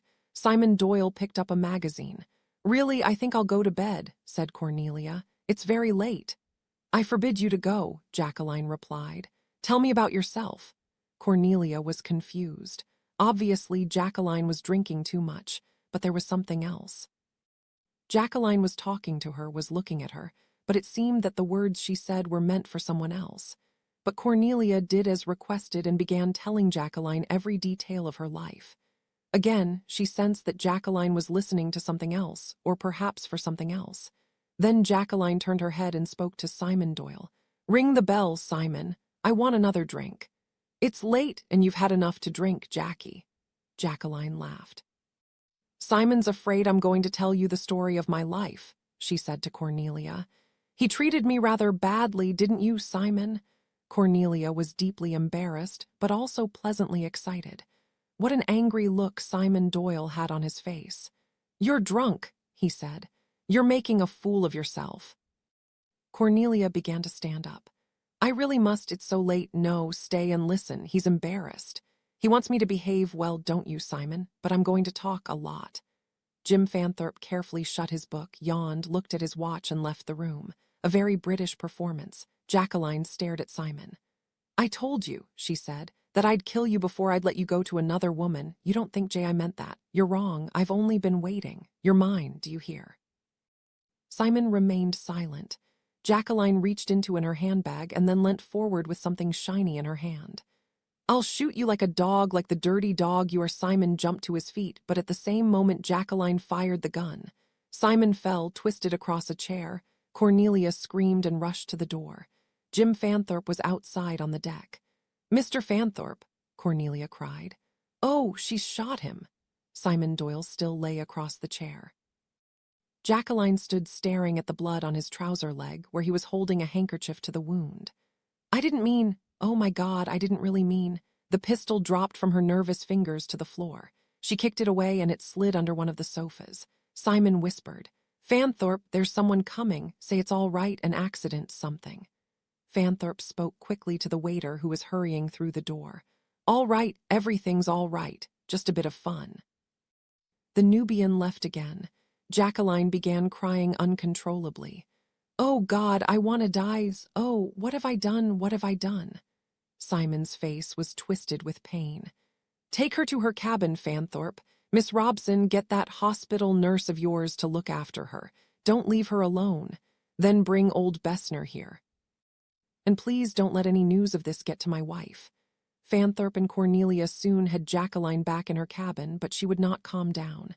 "I'll kill myself." "Oh, Simon, Simon," Fanthorp said to Cornelia. "Find Miss Bowers, I'll stay with her." "Simon could bleed to death," Jacqueline cried. "I must help him, let me go." Fanthorp held her by her shoulders. "Quietly, quietly, you must stay here, he'll be all right." Very soon Cornelia returned with Miss Bowers, who immediately took charge of the situation. Some minutes later, Fanthorp managed to wake the heavily sleeping Dr. Bessner, and the two men hurried back to the lounge. Simon, gray-faced, had his head against an open window, breathing in the cool night air. The handkerchief now lay in a pool of blood on the floor. The doctor examined Simon's leg and said, "Yes, it is bad, the bone is broken, and he has lost a lot of blood. Mr. Fanthorp, you and I must carry him to my cabin. He cannot walk." There, Dr. Bessner took care of Simon's bullet wound and then gave him something to help him sleep. "What should we do about your wife?" he asked. Simon said weakly, "She needn't know until morning. And you mustn't blame Jackie. I treated her badly. She didn't know what she was doing. Someone ought to stay with her. She might hurt herself." "It's all right, Mr. Doyle," said Fanthorp. "Miss Bowers is going to stay with her all night." Simon relaxed, then opened his eyes again. "Fanthorp," he called, "the pistol ought not to leave it lying about." Fanthorp understood. "Quite right, I'll go and get it now." 3 minutes later, he was back at Bessner's cabin. He spoke quietly to the doctor. "I can't find that pistol. I saw the girl drop it and kick it under a sofa, but it isn't there now." They stared at each other, puzzled and rather alarmed. The next morning, Hercule Poirot was shaving when Colonel Race hurried into his cabin. "Your feeling was correct. It's happened," Race began. "Linnet Doyle's dead, shot through the head last night." Poirot was silent for a minute. 2 memories came back to him very clearly. First, a girl in a garden in Assuan saying, "There are moments when I want to hurt her to put my pistol against her head and shoot her," and the same voice saying more recently, "Yes, it's been the sort of day when things break, when one can't go on." Why had he not answered her cry for help? He had been blind, deaf, stupid with his need for sleep. The 2 men went to Linnet's cabin, where they found Dr. Bessner examining the body. "What can you tell us, doctor, about this business?" asked Race. "The gun was held against her head. The bullet entered just above the ear. The skin is burned and black around the bullet hole. The murderer shot her as she lay sleeping." "No," Poirot cried out. This description did not fit with his picture of Jacqueline De Bellefort. She would not act in this way. Then Poirot looked up and saw a big, shaky letter J written in a brownish-red color on the white wall next to Linnet's bed. He lifted the dead girl's right hand and found the same brownish-red color on one of her fingers. "What do you think of that?" asked Race. "It is very simple, is it not? Madame Doyle is dying, she wishes to name her killer, and so she writes with her finger, using her own blood, the first letter of her murderer's name. It has often been done in crime novels. It makes me think that our murderer is old-fashioned." "What does J stand for?" asked Race. Poirot answered immediately. "J is for Jacqueline De Bellefort, a young lady who has a pistol and who told me less than a week ago that she would like to shoot Madame Doyle." Bessner said, "We will have to remove the bullet to be certain about the gun." "What about the time of death?" asked Race. "She has been dead certainly for 6 hours and probably not longer than 8, so she was murdered between midnight and 2 o'clock in the morning." "Where is her husband?" asked Race. "At the moment he is sleeping in my cabin," said Dr. Bessner. "I see from your surprise that you have not been told that Mr. Doyle was shot last night in the public lounge." "Shot? By whom?" "By the young lady Jacqueline De Bellefort. The bone in his leg is badly broken. He needs hospital treatment." "The captain has given us an office," Race said. "Our first job is to get all the facts." Chapter 4, Everyone is a Suspect in the Office. Colonel Race and Poirot began their inquiry. First, they listened to Dr. Bessner's thorough report of the previous night. Race said, "It seems clear enough. The girl got excited, helped BV a drink or two, and finally shot Simon Doyle. Then she went J along to Linnet Doyle's cabin and shot her too." "No, I do not think that was possible," Bessner interrupted. "First, she was never alone after she shot Mr. Doyle. And second, why would she write the first letter of her own name on the wall? It would not be her style. agreed Poirot. But perhaps someone else wanted to direct our attention to her, who discovered the crime. Mrs. Doyle's maid, Louise Burgett. She went to call Mrs. I. Oil as usual, found her dead, came out of the cabin and fainted. The captain was called and then he came to me, reported Race. Doyle's got to be told. You say he's asleep still? Yes, in my cabin, Bessner said. I gave him a strong sleeping drug last night. Thank you, doctor, said Race. I don't think we need to keep you longer. We'll begin to question the other passengers. As they waited for Fanthorp and Miss Robson, witnesses to what had happened to Simon Doyle, Race said, This is bad. Have you any ideas about this murder? My ideas are not in good order, Poirot replied. We know, you see, that this girl wanted to kill Linnet Doyle. But would she do it in this way? Asked Race. Could she? She would have the brains for this murder and the motive, but I doubt if physically she could face committing the act. I see, agreed Race. And remember, Bessner also said it was physically impossible. I hope that is true, Poirot said and paused. I shall be glad if it is, because I am sympathetic to that little one. The door opened. Fanthorp and Cornelia Robson entered. Race began. I said good night to Mrs. Doyle at her cabin door at 11:20, who remained in the public lounge after she left, Fanthorp answered. Doyle was there, and Miss De Bellefort. Myself and Miss Robson. That's right, agreed Cornelia. Mr. Pennington went to bed a few minutes after Mrs. Doyle. So what was everyone doing after Pennington left? Mr. Fanthorp was reading a book. I'd got some sewing. Miss De Bellefort was drinking quite heavily. Mr. Fanthorp helped her. And she was talking to me, but I think most of her comments were meant for Mr. Doyle, said Cornelia. He was getting angry, but he kept quiet. I think he hoped she would calm down, but she didn't, and she wouldn't let me leave the lounge. I was getting very uncomfortable with the situation. Then Mr. Fanthorp left. It was a little embarrassing, so I left quietly, said Fanthorp. Then she pulled out a pistol, continued Cornelia, and Mr. Doyle jumped up to try and take it from her, and it shot him in the leg, and then she began to cry, and I was frightened to death and ran out after Mr. Fanthorp. Mr. Doyle wanted to keep everything quiet, so we took Jacqueline to her cabin, and Mr. Fanthorp stayed with her while I got Miss Bowers. What time was this? Race asked. Cornelia hesitated, but Fanthorp said, It was about 20 minutes past 12. I know it was actually 12:30 when I finally got to my cabin.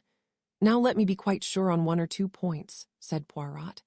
After Madame Doyle left the lounge, did any of the 4 of you leave it? Fanthorp answered immediately, No, I'm positive. Neither Doyle, Miss De Bellefort, Miss Robson, nor myself left the lounge. So Mademoiselle De Bellefort did not leave the lounge and shoot Madame Doyle before 20 past 12. Mademoiselle Robson, when you went to fetch Mademoiselle Bowers, was Jacqueline De Bellefort alone in her cabin at any time? No, Mr. Fanthorp stayed with her. She has a perfect alibi, but Monsieur Doyle, you say, was very anxious that she should not be left alone. Was he afraid, do you think, that she was considering another foolish act? Jay, that's my opinion, said Fanthorp. He was afraid she might even try to kill herself. She kept saying she would be better dead. Cornelia said shyly. Mr. Doyle said it was all his fault, that he'd treated her badly. He spoke quite nicely about her. Poirot looked thoughtful. Now what happened to that pistol? Tell me exactly what happened. Miss De Bellefort let the gun fall. Then she kicked it away and it went under a sofa, Fanthorp continued, explaining how he had gone back to search for it but had not been able to find it. So we arrive at this point. When Mademoiselle De Bellefort left the lounge, the pistol was under the sofa. After that, she had no opportunity to return to the lounge for it. What time was it, Monsieur Fanthorp, when you went back to look for it? Just before 12:30, about 5 minutes after Dr. Bessner, and I carried Doyle out of the lounge. In those few minutes, someone not Mademoiselle De Bellefort took that pistol from under the sofa. It seems very probable that the person who removed it was the murderer of Madame Doyle, and also that this person had heard or seen Mademoiselle De Bellefort shoot Doyle. I don't see how you can know that, objected Fanthorp. You have told us that the pistol was hidden under the sofa. Therefore, it is hardly possible that it was discovered by accident. It was taken by someone who knew it was there, explained Poirot. Fanthorp shook his head.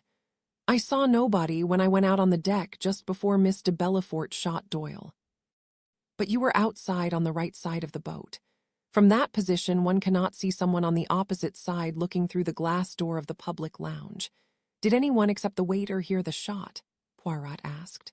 No, the windows and doors were closed because Miss Van Schuyler felt cold earlier in the evening, answered Fanthorp. Race added, no one seems to have heard the other shot, the shot that killed Mrs. Doyle. For the moment, let us concentrate on the first shooting, Poirot said. Must speak to Mademoiselle Bowers. But first, before we finish here, may we have a little information about the two of you? Fanthorp and Miss Robson gave their full names, addresses, and professions. Then Poirot asked Fanthorp, and your reasons for visiting this country? Pleasure, a holiday, Fanthorp answered after a pause. Very well, Monsieur Fanthorp. A final question, did you hear anything at all after you went to your cabin? Fanthorp thought for a moment. I went to bed very quickly. I think I heard something as I was falling asleep, a splash, nothing else. Did the splash seem close? What time was it? I was half asleep, but I think it was about 1 o'clock. I don't know how close it was. Thank you. Poirot turned to Cornelia. Now, Mademoiselle Robson, what did you do after helping Dr. Bessner with Monsieur Doyle's leg? I went to my cabin, the one next to Miss De Bellefort. The boat, against the bank on my side, so I didn't hear any splashes. Poirot thanked Fanthorp and Cornelia, and they left. According to 3 witnesses, Jacqueline De Bellefort did not pick up the pistol after she kicked it under the sofa, said Race. Miss Bowers was next in the office. After the usual questions, Poirot asked, How is Mademoiselle Van Schuyler's health? There's nothing seriously wrong with her, replied Miss Bowers. She's just old. She likes plenty of attention and can pay for it. Please tell us about Mademoiselle De Bellefort last night. Miss Robson came for me and told me what had happened. Miss De Bellefort had drunk a large amount of alcohol. She was excited and upset. I gave her a drug to calm her, and I sat with her. Did either of you leave her cabin at any time? No, I was in the cabin with her until early this morning. I am absolutely sure that she didn't leave. After the nurse went out, the 2 men looked at each other. Jacqueline De Bellefort was definitely not the murderer. So who had shot Linnet Doyle?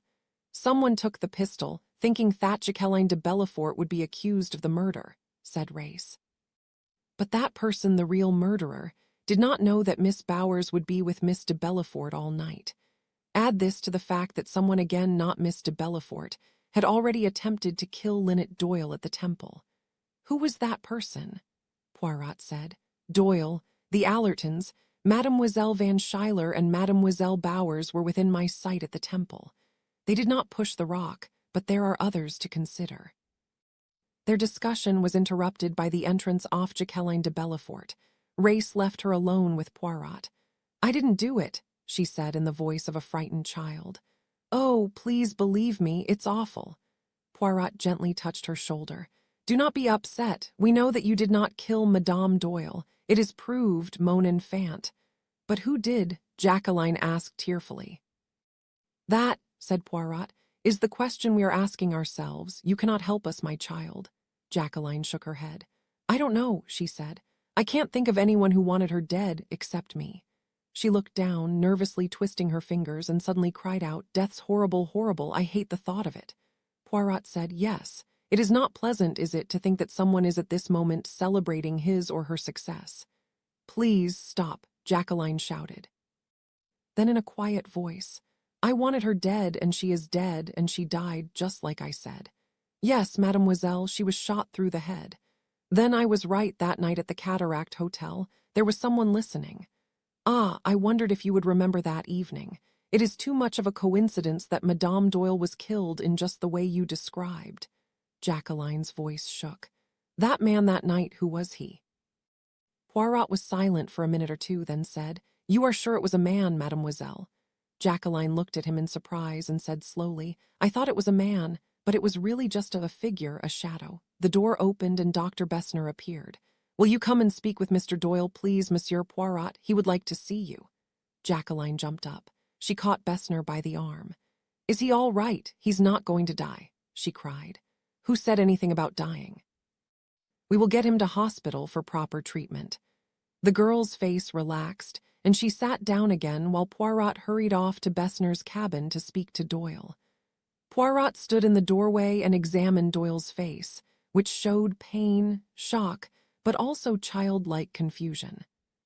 Simon whispered, "Please come in. I simply can't believe that Linnet is dead, but Jackie didn't do it. She wouldn't murder someone in cold blood." Poirot said gently, "Mademoiselle de Bellefort did not shoot your wife, but who else wanted to kill her?" Simon shook his head. "Apart from Jackie, there's nobody. Of course, heiress Windlesham. She refused him and married me, but lies in Canada now. And there's old Sir George Wode, who was unhappy about selling his house and seeing Linnet make all those changes, but he's in London." "Monsieur Doyle," Poirot said seriously, "I had a conversation with Madame, your wife, on the first day on the Carnac. She said she felt afraid, unsafe. She felt that everyone around her was an enemy. We were both upset at finding Jackie on the boat. That is understandable, but it does not quite explain Madame Doyle's feelings," continued Poirot. "Well, there was a name on the passenger list that upset her. She said it was someone whose father had done business with her father and had lost everything. Linnet said, 'It's awful when people hate you without even knowing you.' You are quite sure that she did not mention this man's name?" "I didn't really pay much attention," Simon Doyle said. Besner said dryly, "I can have a guess. I heard that young man Ferguson criticize Mrs. Doyle once or twice." "We must not form theories until we talk to everyone," advised Poirot. "We ought to interview the maid first. Can we do that here? Monsieur Doyle's presence might be helpful." "Yes, that's a good idea," said Simon. "Had she been with your wife long?" "Just a couple of months, that's all." "Only a couple of months, and had Madame any valuable jewelry?" "There were her pearls," said Simon. "She once told me they were worth about £50,000. My God, do you think those pearls? Robbery is a possible but unlikely motive. Let us see the maid." Louise Burgett was the attractive, dark-haired woman who Poirot had noticed one day, but now she looked sad and frightened. "When did you last see Madame Doyle alive?" "Last night, monsieur. I helped her to undress, and then I went to my cabin on the deck below some time after 11. "Did you see or hear anything unusual last night?" asked Poirot. "My cabin is on the other side of the boat, on the deck below. Naturally, if I had been unable to sleep and if I had climbed the stairs, then perhaps I would have seen this killer enter or leave Madame's cabin, but what can I say?" "My good girl," Simon said roughly, "I'll look after you. Nobody is accusing you of anything." "And you know of no one on this boat who would want to hurt Madame Doyle?" asked Poirot. The maid's answer surprised everyone. "Yes, that I do know. There was Mademoiselle de Bellefort, of course, but there was also someone else who disliked Madame." "Good Lord," Simon cried. "What's all this?" Louise went on excitedly. Yes, it is as I say. Madame's former maid, Marie, was engaged to marry one of the engineers on this boat. But Madame Doyle discovered that this man, Fleetwood, already had a wife in Egypt. Marie ended the engagement, but Fleetwood was very angry.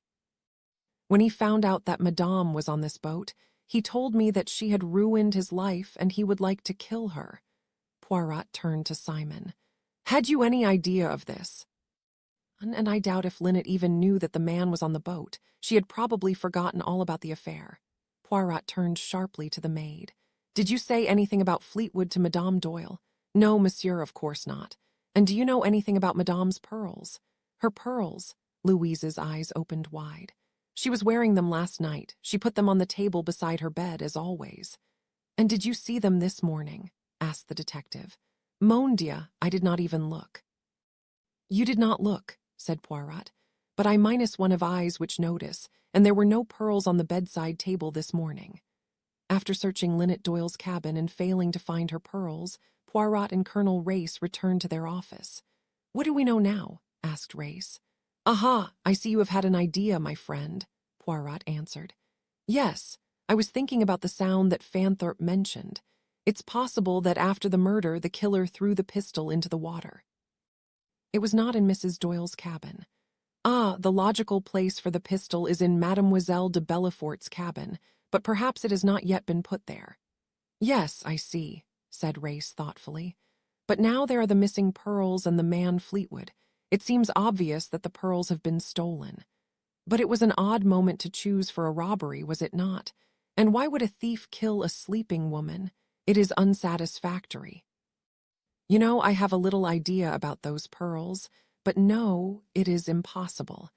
Because if my idea was right, the pearls would be in Madame Doyle's cabin. Tell me, what did you think of the maid? I wondered, said Ray slowly, if she knew more than she said.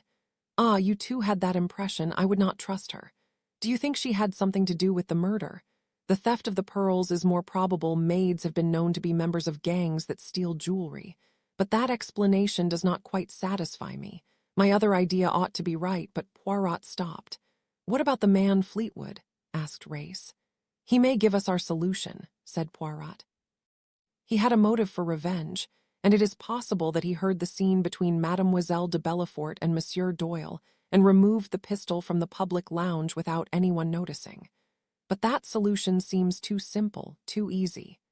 Any other possibilities? Asked Race. Plenty, my friend. There is, for example, the American trustee, Pennington. Did he accidentally meet Linnet and Simon Doyle, and accidentally have a number of papers for Linnet to sign? Did he hope that she would sign them without reading them? Had he used her money for his own business? I know that is the way in all detective novels, but it happens, my friend, it happens. I don't doubt it, said Race, but Madame Doyle wanted to read each paper before signing, and then her husband made an important remark. What was that? He says, I sign where they tell me to sign. Pennington saw the importance of that. If the wife died, the new husband would have her fortune, and he would sign anything. Mon cher Colonel, I saw the thought pass through Pennington's head. But you've no proof, said Race dryly. I have not. Might young Ferguson be the one whose father was ruined by old Ridgeway? Or there's the man I'm looking for, he's a killer, but it's unlikely that he knew Mrs. Doyle. Their discussion was interrupted by a knock on the door, and Fleetwood, a big, angry-looking man, entered the room. You wanted to see me? He asked rather rudely. We did, said Race. You probably know that a murder was committed on this boat last night. And I believe you had reason to feel anger against the woman who was killed. A look of alarm appeared in Fleetwood's eyes. Who told you that? He shouted. That lying French girl. You were going to marry the girl Marie, but Miss Ridgeway discovered you were a married man already. What business was it of hers? My wife returned to Egypt. I hadn't seen her for more than 6 years. Marie wouldn't know about her if that grand lady hadn't involved herself in our business. I was angry, but I'm not a murderer. I was asleep in my cabin all night, and the man I share it with was too. After Fleetwood left, Race and Poirot agreed that he was probably telling the truth, but they would check his alibi. I, too, slept all night, remarked Poirot. Very deeply, I heard nothing at all.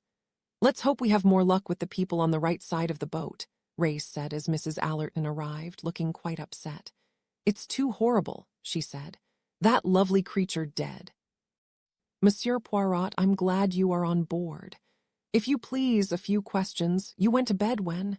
Tim and I went to our cabins early. I went to bed just after 10:30. I fell asleep immediately. And did you hear anything during the night? Mrs. Allerton concentrated. Yes, I think I heard a splash and someone running. I had the idea that someone had fallen in, but it was like a dream, and then I woke up and listened, and everything was quite quiet. Had you actually met Madame Doyle before? Asked Poirot. No, Tim had met her, and I'd heard a lot about her through our cousin, Joanna Southwood. One more question, Madame, if you will pardon me for asking. Mrs. Allerton smiled faintly. Of course. Did you or your family ever suffer any financial loss as a result of the business affairs of Madame Doyle's father, Melhuish Ridgeway? Mrs. Allerton looked very surprised. Oh, no, we don't have much, but we still have the money my husband left for us. Tim Allerton, too, had gone to bed early and had heard somebody running along the deck and a splash. A splash? Was it perhaps a shot? Asked Poirot. Perhaps it was a shot or a cork from a bottle. There were loud voices, and I thought someone was having a party. But then everything went quiet and I fell asleep again. Miss Van Schuyler, who entered the room with an almost poisonous expression of displeasure, was next to be interviewed. Linnet Doyle's cabin lay between Simon Doyle's and hers. I do not wish to be involved in any way in this very unpleasant affair, she said. Poirot said politely, Of course, mademoiselle. We wish to free you from unpleasantness as quickly as possible. Just a few questions. First, you went to bed last night. At what time? 10 o'clock is my usual time. Last night I went later because Cornelia Robson very rudely kept me waiting. Très bien. Now what did you hear after you were in bed? I was awakened by Mrs. Doyle's rather loud maid, who said, "Bonne unit, madame," then I went to sleep again until I heard someone in Mrs. Doyle's cabin next door, then someone outside on the deck, and then a splash. You have no idea what time this was. I can tell you the time exactly. I looked at my little clock and it was 10 minutes past 1, and I know who was responsible for the splash because I got up and looked out. Colonel Race sat up. You know? Certainly. I saw Miss Otterbourne leaning over the side of the boat. She had just dropped something into the water. I saw her face very clearly. And what did her face look like, mademoiselle?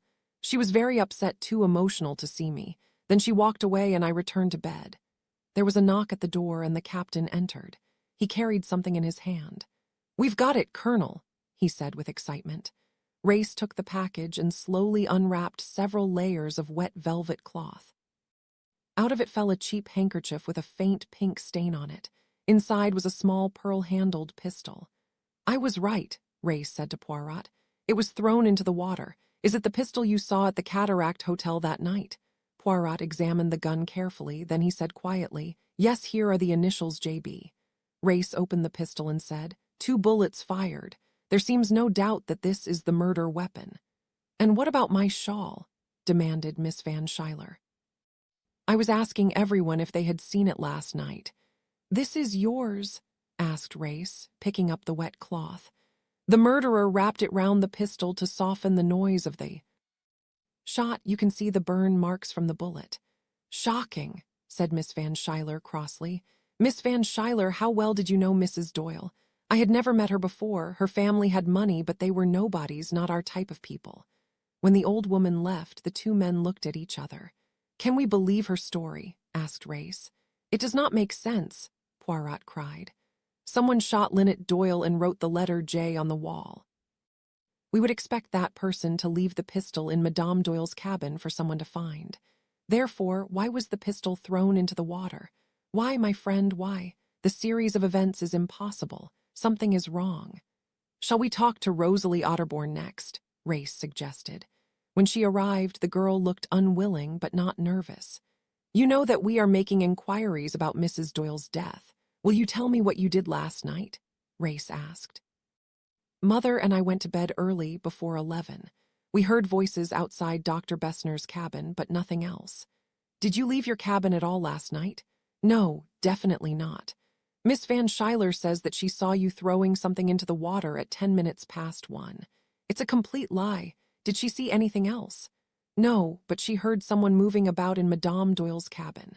Rosalie Otterbourne now looked extremely pale. "Do you still insist that you threw nothing into the water, mademoiselle?" asked Poirot. "There might be an innocent reason. You see, mademoiselle, something was thrown into the water last night, something that was not innocent." Race held out the shawl and showed the girl its contents. "Was that what she was killed with?" Rosalie asked nervously. "And you think I killed Linnet Doyle? I don't even know her. That old woman is probably half blind anyway. It wasn't me she saw. Can I go now?" After she had left, Poirot shook his head. Neither of those two women was being totally honest. "Well, let's continue the questioning. Mrs. Otterbourne is next." The novelist agreed with her daughter's statement about her bedtime, but she could not say whether Rosalie had left their cabin or not. Mrs. Otterbourne, excited by the crime itself, expressed her belief that the motive was about sex and jealousy. Poirot explained that neither Jacqueline De Bellefort nor Simon Doyle could be the murderer, but this did not stop the novelist's romantic imagination. "Of course, how silly of me. It was Miss Bowers. She was probably jealous of the happy couple. They had something she could never dream of having. She's just the type, unattractive, respectable, with no experience of real emotions." "Thank you, Mrs. Otterbourne," said Race as he led her quickly to the door. "Your suggestions have been very helpful. Ah, Signor Ricchetti, please come in." The Italian was very upset by the whole business. What a terrible thing, a woman so young and so beautiful. He had gone to bed very early, had read for some time, and had turned his light out before 11. He thought he had heard a splash a few hours later, but he was not sure about the time. Race and Poirot moved on to Mr. Fergusson, who answered their questions with his usual rudeness. "What time did you go to bed last night?" asked Race. "At about midnight, but I don't have to tell you anything." "Did you hear a shot or something like a cork?" "Yes, I think I did, but there were people running around, a lot of noise on the deck above, so I'm not sure what it was." "Did you hear a splash?" "I think I heard a splash, but with all the noise I can't be sure. But I'm sorry that I missed the opportunity to join in the good work. Mrs. Doyle did nothing for the world." After Fergusson left, Poirot asked, "You don't think he is the man you're looking for?" "I don't think so. I quite like him, but one job at a time. Let's talk to Pennington." Andrew Pennington walked into the room wearing a black tie. "Gentlemen," he said sadly, "this business has really shocked me." "Little Linnet," Race said. "Mr. Pennington, did you hear anything last night?" "I heard some noise outside Dr. Bessner's cabin at about midnight. He's next door at number 40. But it didn't mean anything to me at the time. After that, I went asleep and didn't hear anything else." "Of course you know there. Been an affair between Simon Doyle and that girl Jacqueline De Bellefort in the past. Cliquez la femme, that's always a good rule.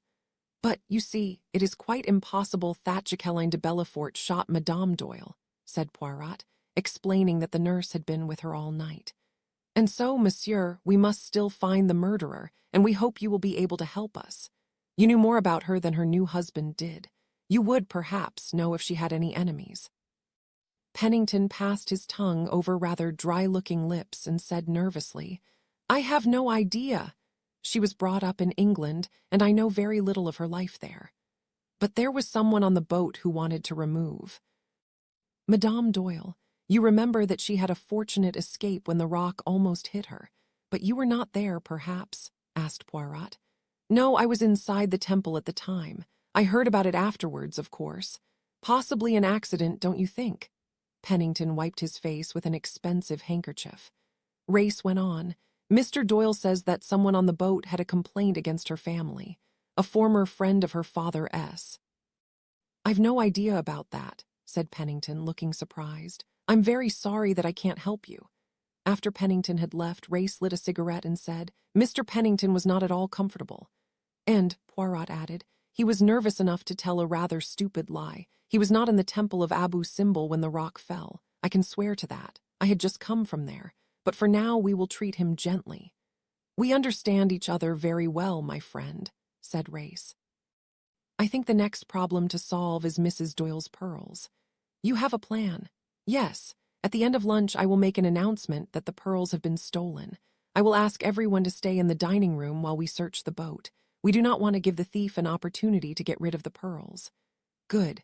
We now know a lot about our murder suspects, but I ask myself one question. Why was the pistol thrown into the water?" "That's your only question?" asked Race. "At the moment, yes. That must be our starting point. Tell me about the pistol. You know more about guns than I do. Would Miss Van Schuyler's velvet shawl silence the sound of a shot?" "No, it wouldn't," said Race. "Even without the shawl, that pistol would make very little noise." "That is what I expected. And this stained handkerchief?" "Definitely a man's and very inexpensive. Perhaps for a man like Fleetwood." "Or Fergusson," suggested Race. "Ah, yes, but quite a June Phil color, is it not?" said Poirot. "But it is odd, set pair." "Conversation. Ungrateful daughter, after all I've done for you." Poirot knocked at the door of the Otterbourne's cabin. Rosalie appeared, looking very pale, with dark circles under her eyes. "May I have the pleasure of a few minutes' conversation, mademoiselle?" They walked along the deck. "Well," she asked crossly, "mademoiselle, as a friend I am very worried about you. The weight of your secrets will harm you." "I don't know what you're talking about." "Mademoiselle, I know that your mother drinks, and I am guessing that she found a way to hide her bottles of alcohol from you, but you discovered them last night. You waited until she was asleep and then threw the bottles into the Nile. I am right, am I not?" "Yes," Rosalie whispered sadly. "I've tried so hard to protect her. Her books don't sell anymore. People are tired of all that cheap sex stuff." It hurt her terribly. and so she began to drink. Then she began to dislike me because I tried to stop her. Pauvre petite, said Poirot. Don't feel sorry for me. It's easier if you're not. But I'm so tired and you're so kind, and I'm afraid I've been so rude to you. La politesse, it is not necessary between friends, but I have 2 more questions. At what time did you throw the bottles into the river, and did you see Mademoiselle Van Schuyler? I think it was after 1 o'clock, but I saw nobody. Monsieur Poirot thought about Rosalie's answers as he walked slowly towards the dining room for lunch. Tim Allerton was already at the table with his mother. Why did we come on this awful trip? He complained. I don't know, agreed Mrs. Allerton sadly. That beautiful girl such a waste, and the other one so terribly unhappy. Jacqueline, perhaps she will learn not to fire pistols at people. Now we're all involved in a murder case, complained Tim. The police will be waiting to question us at Schuyler or Assuan. We're all suspects, and Ferguson told me that Linnet's pearls are missing. Her pearls, I suppose that was the motive for the murder. Why? Mother, you're mixing up 2 quite different things. Poirot joined the Allertons, apologizing for being late. He sat down and ordered a bottle of wine. We have fixed habits, Mrs. Allerton noted. You always drink wine. Tim drinks beer and I drink water. But we were talking about Linnet's pearls. Ferguson told Tim that they have been stolen. Tim worries that it will mean more unpleasantness for all of us. Poirot turned to Tim and said, Ah, you have had previous experience, perhaps. You have been in a house where there has been a robbery. Never, said Tim. Oh, yes, darling, you were at the Port Arlingtons when that awful woman's diamonds were stolen, reminded his mother. Mother, you always get things wrong. I was there when they discovered that the diamonds she was wearing were false. The real ones had probably been stolen months before. Some people even thought she had sold them herself. Did Joanna suggest that? She knew them quite well.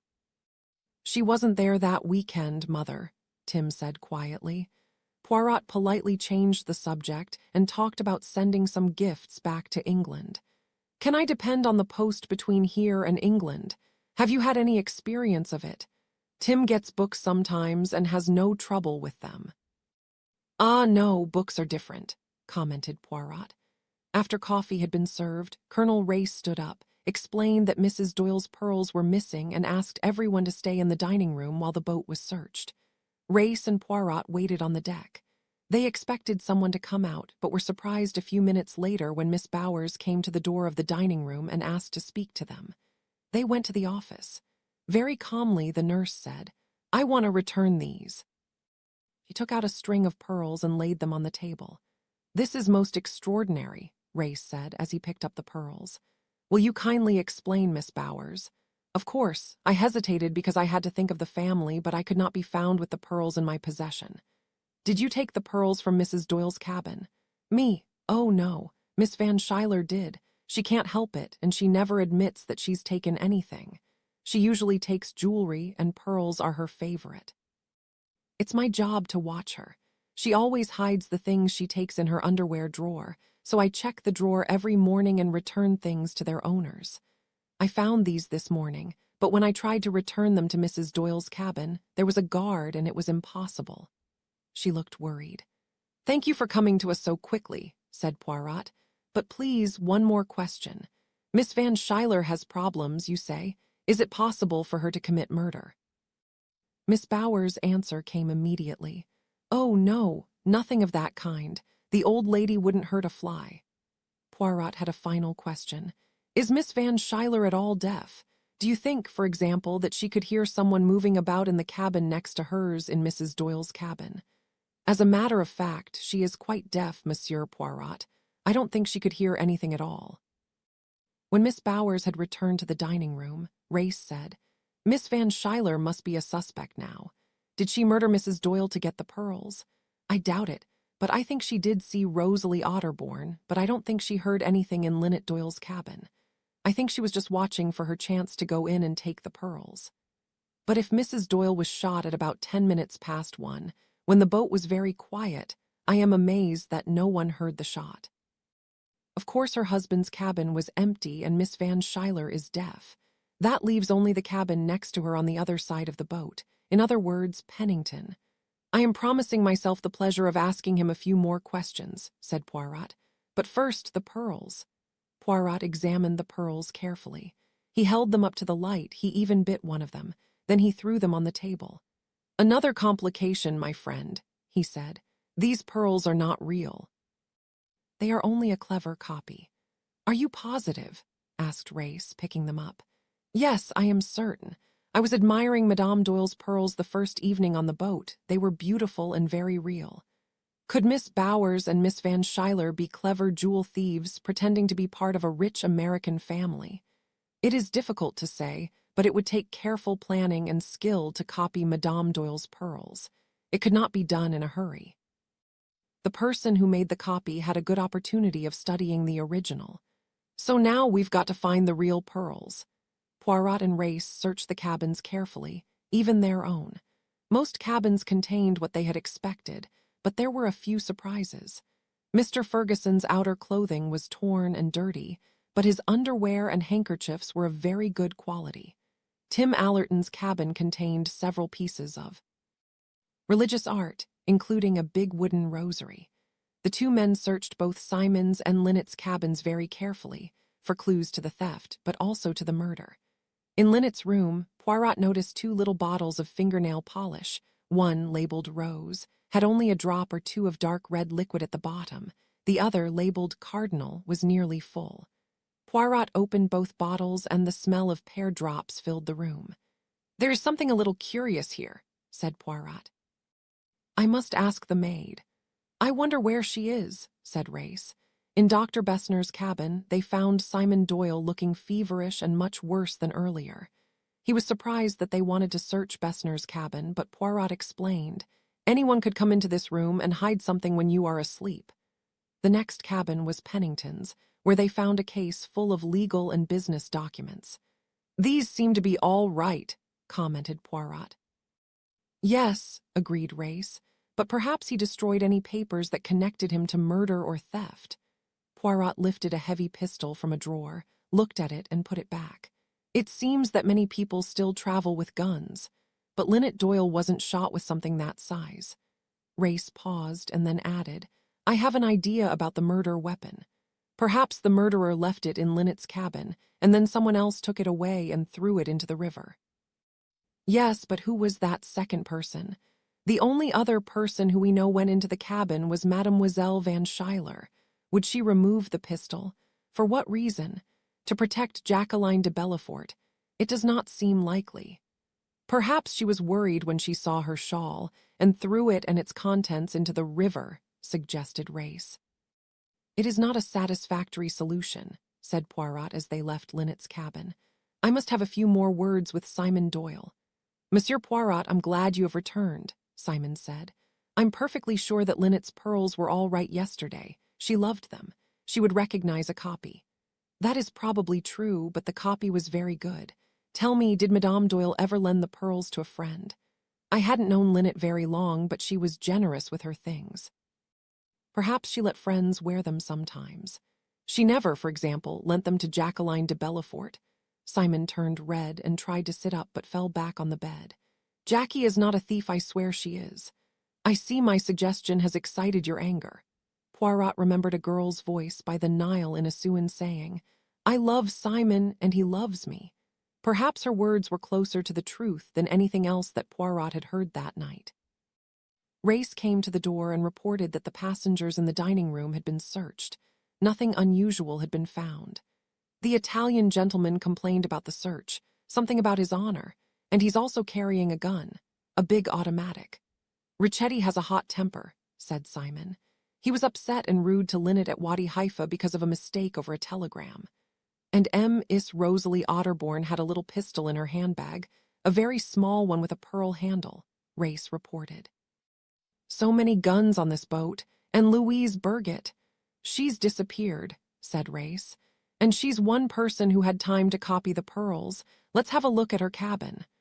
Poirot and Race went to the deck below and found Louise Burgett's cabin in quite a mess.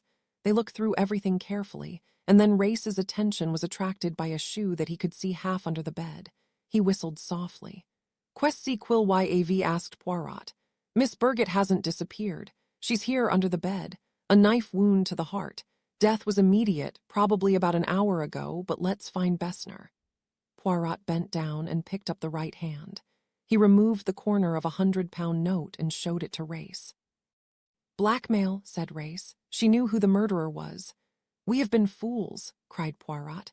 She did hear something in the night, came up and saw the murderer leaving Madame Doyle's cabin. She saw her chance to make a lot of money. But what happened here?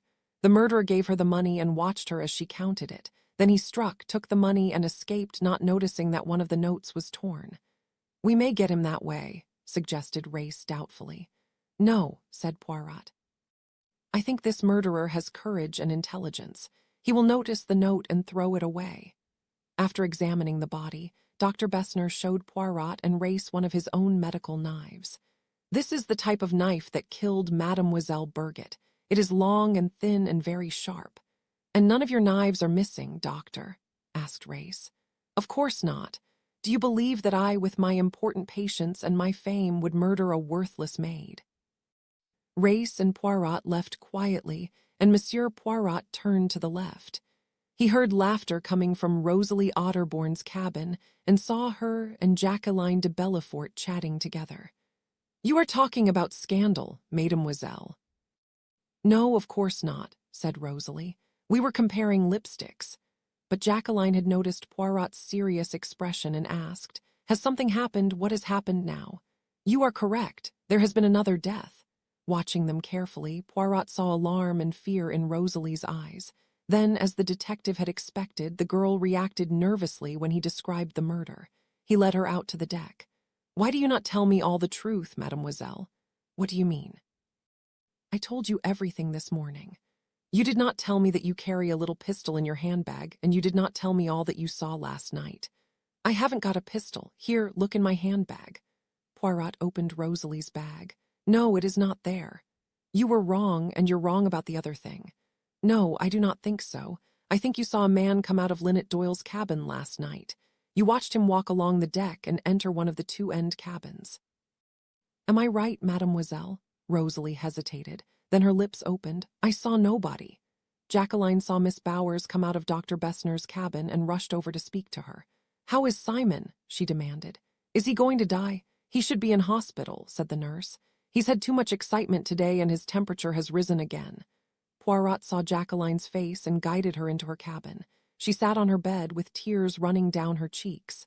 He'll die, and I killed him. And I love him so. Too much, whispered Poirot to himself, remembering his thoughts in Monsieur Blondin's restaurant many months ago. The girl's eyes brightened. Simon will go to hospital, and they'll give him the proper treatment, and everything will be all right. You speak like a child. And they lived happily ever after. No, monsieur, nothing like that. Simon is just sorry for me now because he knows how sorry I am that I hurt him so badly. Pity is a generous reaction, Poirot said sympathetically. Colonel Race met Poirot on the deck. Poirot, I've got an idea. There's something about the Italian's telegram. Yes, the telegram is important, Poirot said thoughtfully. You have an idea, too. It is more than an idea, I am sure. It is clear, so clear.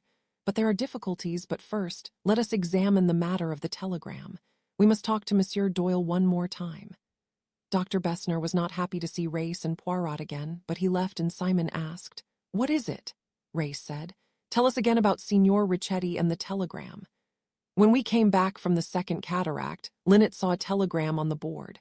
The writing was not clear and she thought it was for Ridgeway, so she opened it. Signor Ricchetti saw her and pulled it out of her hand very rudely. And do you know what was in the telegram?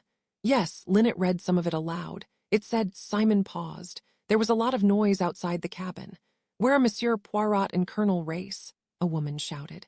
I must speak to them immediately. I have important information. Bessner had not closed the door. Mrs. Otterbourne pushed the curtain to one side and entered the room like a tropical storm. She was shaky on her legs. Her face was red and she could not completely control her words. But in a clear, theatrical voice she announced, Mr. Doyle, I know who killed your wife. The 3 men stared at her. I saw the person who killed Louise Burgett, so I know who also killed Mrs. Doyle. Simon, feverish, shouted loudly, "Please, Mrs. Otterbourne, start at the beginning. You know who killed Louise Burgett." Mrs. Otterbourne looked proudly at her audience, enjoying the idea that she would be famous for solving the mystery. "I was on my way to the dining room when I remembered that I had arranged to meet someone. I left my daughter and went along the lower deck." The curtain across the door moved again, but no one noticed. Then a gray metal object appeared between the curtain and the door. The girl, Louise Burgett, looked out of her cabin, but seemed disappointed to see me and closed her door again. I continued to my meeting, bought what I had ordered, and turned round. As I walked along the deck, I saw someone knock on Miss Burgett's door and go inside. Race said. And that person was, bang. Mrs. Otterbourne fell to the floor with a crash. From just behind her ear, the blood poured from a neat round hole. Poirot made a cat-like jump for the door and saw a big, heavy gun on the floor. Racing towards the front of the boat, he met Tim Allerton, who was hurrying round the corner. "What was that?" cried Tim breathlessly. "Did you meet anyone on your way here?" asked Poirot. "Meet anyone? No." They found a crowd gathered at the door of Bessner's cabin. Rosalie, Jacqueline, Cornelia, Ferguson, Fanthorp, and Mrs. Allerton. "I think we've seen this gun recently," said Race. He knocked on the door of Pennington's cabin, but there was no answer. Race went in and checked the top drawer. The gun was gone. He and Poirot found Pennington on the deck below. He was in a small sitting room writing letters. He lifted his face. "Anything new?" he asked. "Didn't you hear a shot?" "Well, now you mention it, I believe I heard a kind of bang, but I didn't imagine who's been shot." "Mrs. Otterbourne with your gun." "Gentlemen, I've been here for the last 20 minutes. Anyway, how could I go to the deck above, shoot this poor woman, and come down here again with no one seeing me?" "How do you explain the fact that your gun was used?" "Well, I'm afraid that one evening in the public lounge, I mentioned that I always carry a gun with me when I travel. But why would anyone want to shoot Mrs. Otterbourne? She said that she had seen someone go into Louise Burgett's cabin. Before she could name the person, she was shot dead." Pennington wiped his face with a very fine handkerchief. Poirot said, "I need to discuss a few more points with you, sir. Will you come to my cabin in half an hour's time?" "I would be delighted." He stood up and left the room. "He didn't look very delighted," Race said. Poirot went on deck and found a group of passengers discussing recent events. "Monsieur Poirot," began Cornelia, "how did the person who shot Mrs. Otterbourne get away without us seeing him?" "Ah," said Poirot, "we know he didn't go to the left or to the right, but there was one more possibility." Everyone looked confused, and then Jacqueline said, "Of course, he couldn't go up, but he could go down." Poirot smiled. "You have brains, mademoiselle. The murderer could avoid the inside passage by jumping to the deck below." "Amazing, I suppose he'd have to be wonderfully quick," said Cornelia. 3 deaths, it's like living in a bad dream." Ferguson heard her and spoke to her angrily. "It's the future that matters, not the past. Those 3 women were not important, Linnet, Doyle, and her money. A French maid looking after her needs, a novelist with tired old ideas. I think it's a good thing that they're dead." "You're wrong," Cornelia shouted at him. "Those 3 women were loved by someone. And Linnet Doyle, when anything so beautiful is dead, it's a loss to the whole world." "You're unbelievable," Ferguson said. He turned to Poirot. "Do you know, sir, that Cornelia's father was almost ruined by Linnet Ridgeway? But does she hate his daughter when she meets her? No, she admires her beauty. She forgives everything." "One didn't forgive her immediately," said Cornelia softly. "Daddy was very unhappy when he died." "But didn't you just say that we should be concerned with the future, not the past? All that was in the past, wasn't it?" "You have understood me," said Ferguson. "Cornelia Robson, you're the nicest woman I've ever met. Will you marry me? You're crazy." "I am perfectly serious, and Monsieur Poirot is my witness. For you, I will even accept the conditions of a marriage contract." "Never. You laugh at all sorts of serious things: education, art, culture, and death." "I could never trust you," Cornelia said, red not sign-faced, rushing off to her cabin. "I think she really means it," said Ferguson. Then he looked at Poirot. "What's the matter? You seem deep in thought." "Monsieur Ferguson, you are a very rude young man." "Yes, but what do you think of that girl? She's got spirit, hasn't she? Perhaps I can get to her through her old cousin." He left to find Miss Van Schuyler. Poirot followed. He sat in the public lounge at a distance from Ferguson and Miss Van Schuyler, but he could hear their conversation clearly. "Miss Van Schuyler, I want to marry your cousin." "This suggestion is beyond consideration, young man," the old lady said. "You are obviously not good enough for her. You have no social position. Now go away." "I've got 2 arms, 2 legs, good health, and a reasonable brain. That's more important than a social position." Ferguson smiled and walked calmly out of the lounge. Poirot spoke to the old woman. "He's a bit strange, most of the family are. You recognized him, I suppose. Calls himself Ferguson and won't use his title because of his political ideas." "His title?" asked Miss Van Schuyler sharply. "Yes, that's young Lord Dawlish. Very wealthy, graduated from Oxford University. Rather extreme ideas now, though." Poirot could almost see the thoughts going through Miss Van Schuyler's brain before she left the lounge. Poirot's own thoughts became serious again. "Matt's we," he said at last. "It all fits." Colonel Race found him sitting alone. "My dear friend," Poirot said, "please bring young Fanthorp here." When Fanthorp was sitting in front of him, Poirot began his questions. "Monsieur, I have an impression of you because I understand a little about English gentlemen.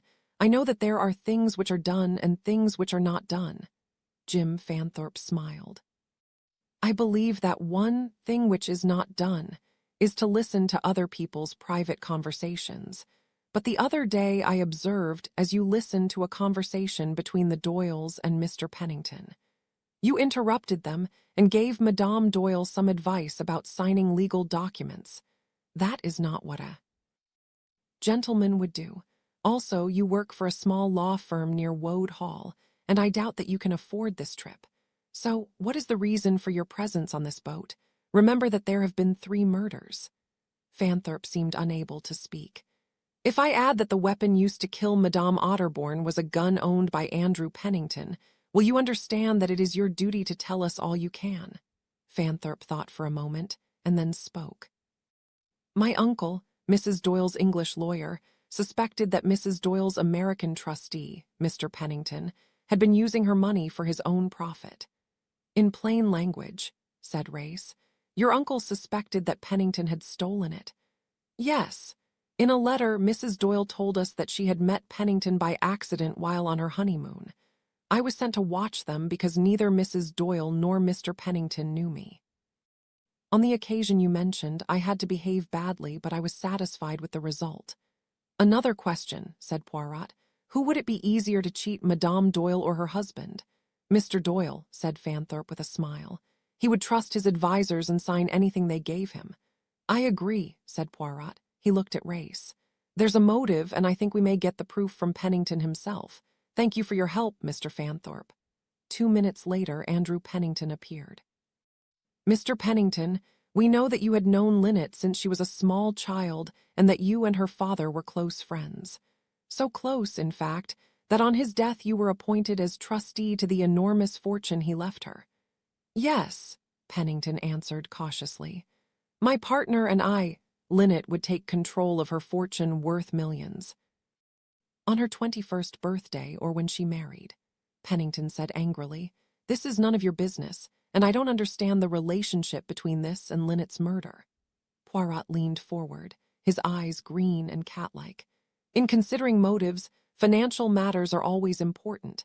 I was wondering if Mademoiselle Ridgeway's marriage caused alarm in your office. Perhaps her financial affairs were not in perfect order, and you hurried to Cairo to meet her accidentally." "That's crazy. I didn't even know that Linnet was married until I met her in Cairo. I was totally surprised. Her letter reached New York after I had departed on the Carmanic." "It is strange," said Poirot, "that the only recent labels on your luggage of a voyage across the Atlantic are from the Normandy, which, I remember, sailed 2 days after the Carmanic. We've good reason for believing that you received Mrs. Doyle's letter before you left New York," said Race. Pennington sat down. "You're too clever for me, gentlemen, but I had my reasons for lying to you. I think Linnet's English lawyers were stealing money from her. I came over to check." "But why did you lie about the letter from Mrs. Doyle?" "Well, I didn't want to turn their honeymoon into a business trip, so I made the meeting accidental. And I didn't know anything about this Doyle. Perhaps he was part of the theft." Poirot leaned forwards. "Monsieur, We believe that Linnet Ridgeway's unexpected marriage put you in a difficult financial position. You hurried to Cairo to get her signature on some important documents, but you failed. Then at Abu Simbel, you pushed a large rock down towards her, but you missed your object. Then you had another unexpected opportunity on the return journey. If Madame Doyle were murdered, everyone would suspect Mademoiselle de Bellefort. And we know that your gun killed Mrs. Otterbourne, who was prepared to tell us the name of the person she believed had killed both women. Are you crazy? I wouldn't gain anything from Linnet's death. Her money goes to her husband. He's the one with a motive.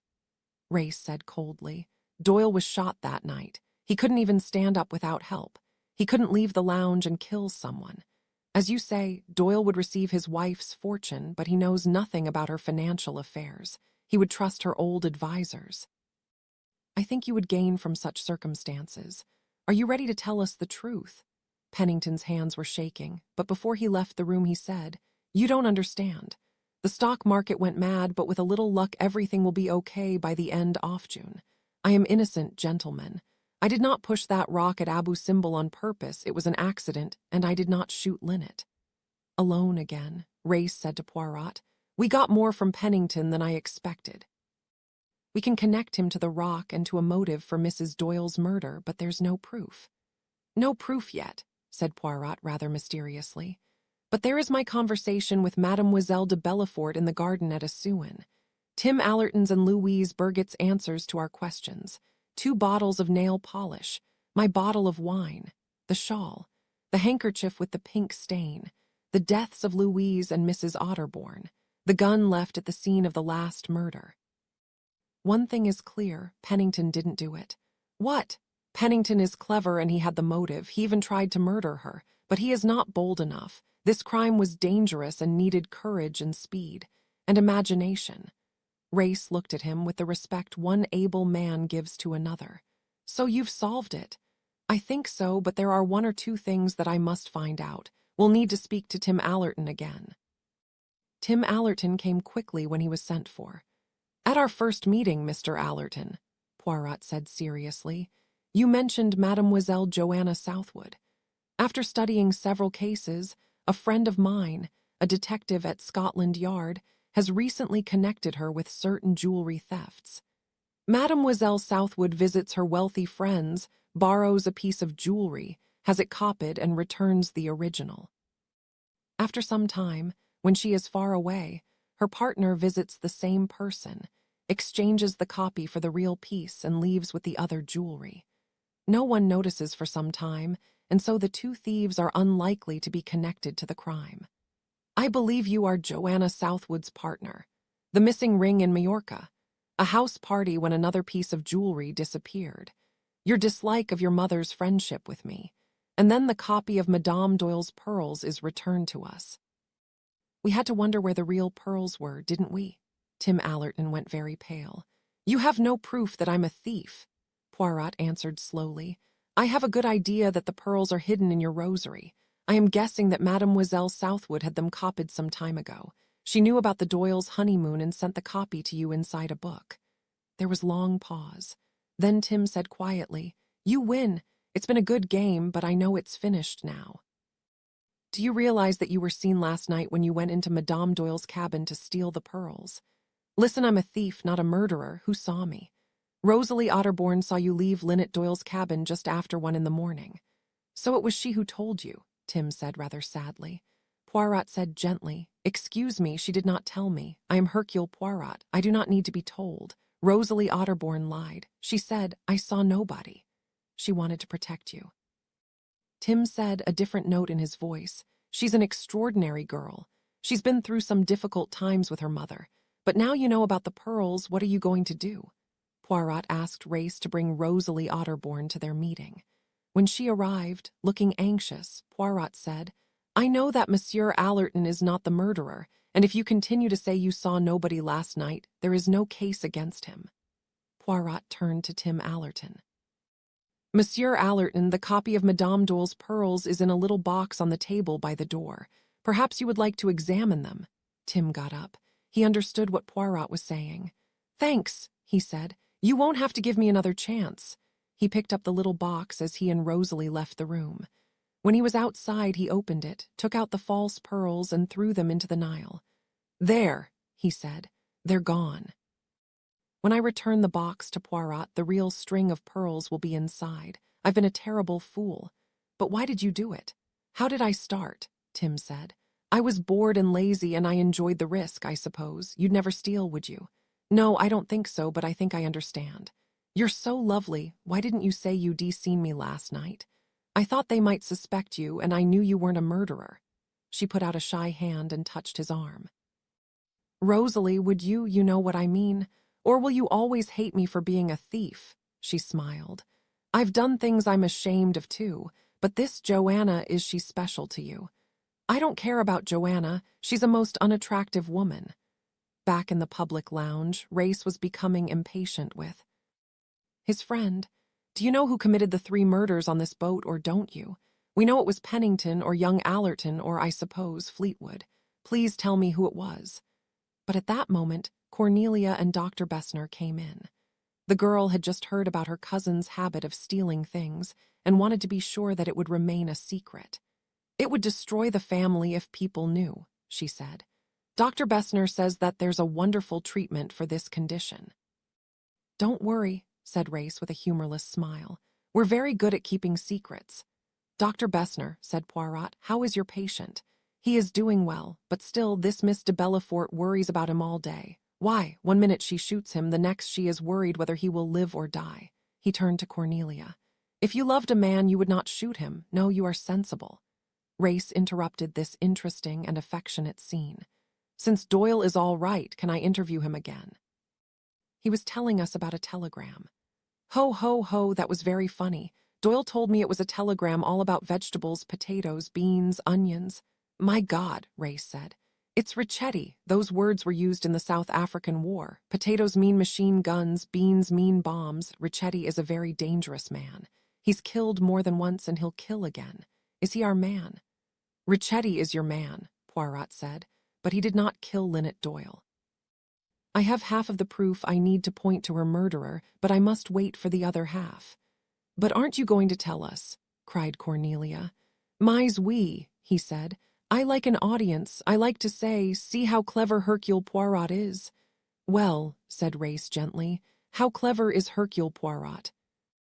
"At first I was very stupid.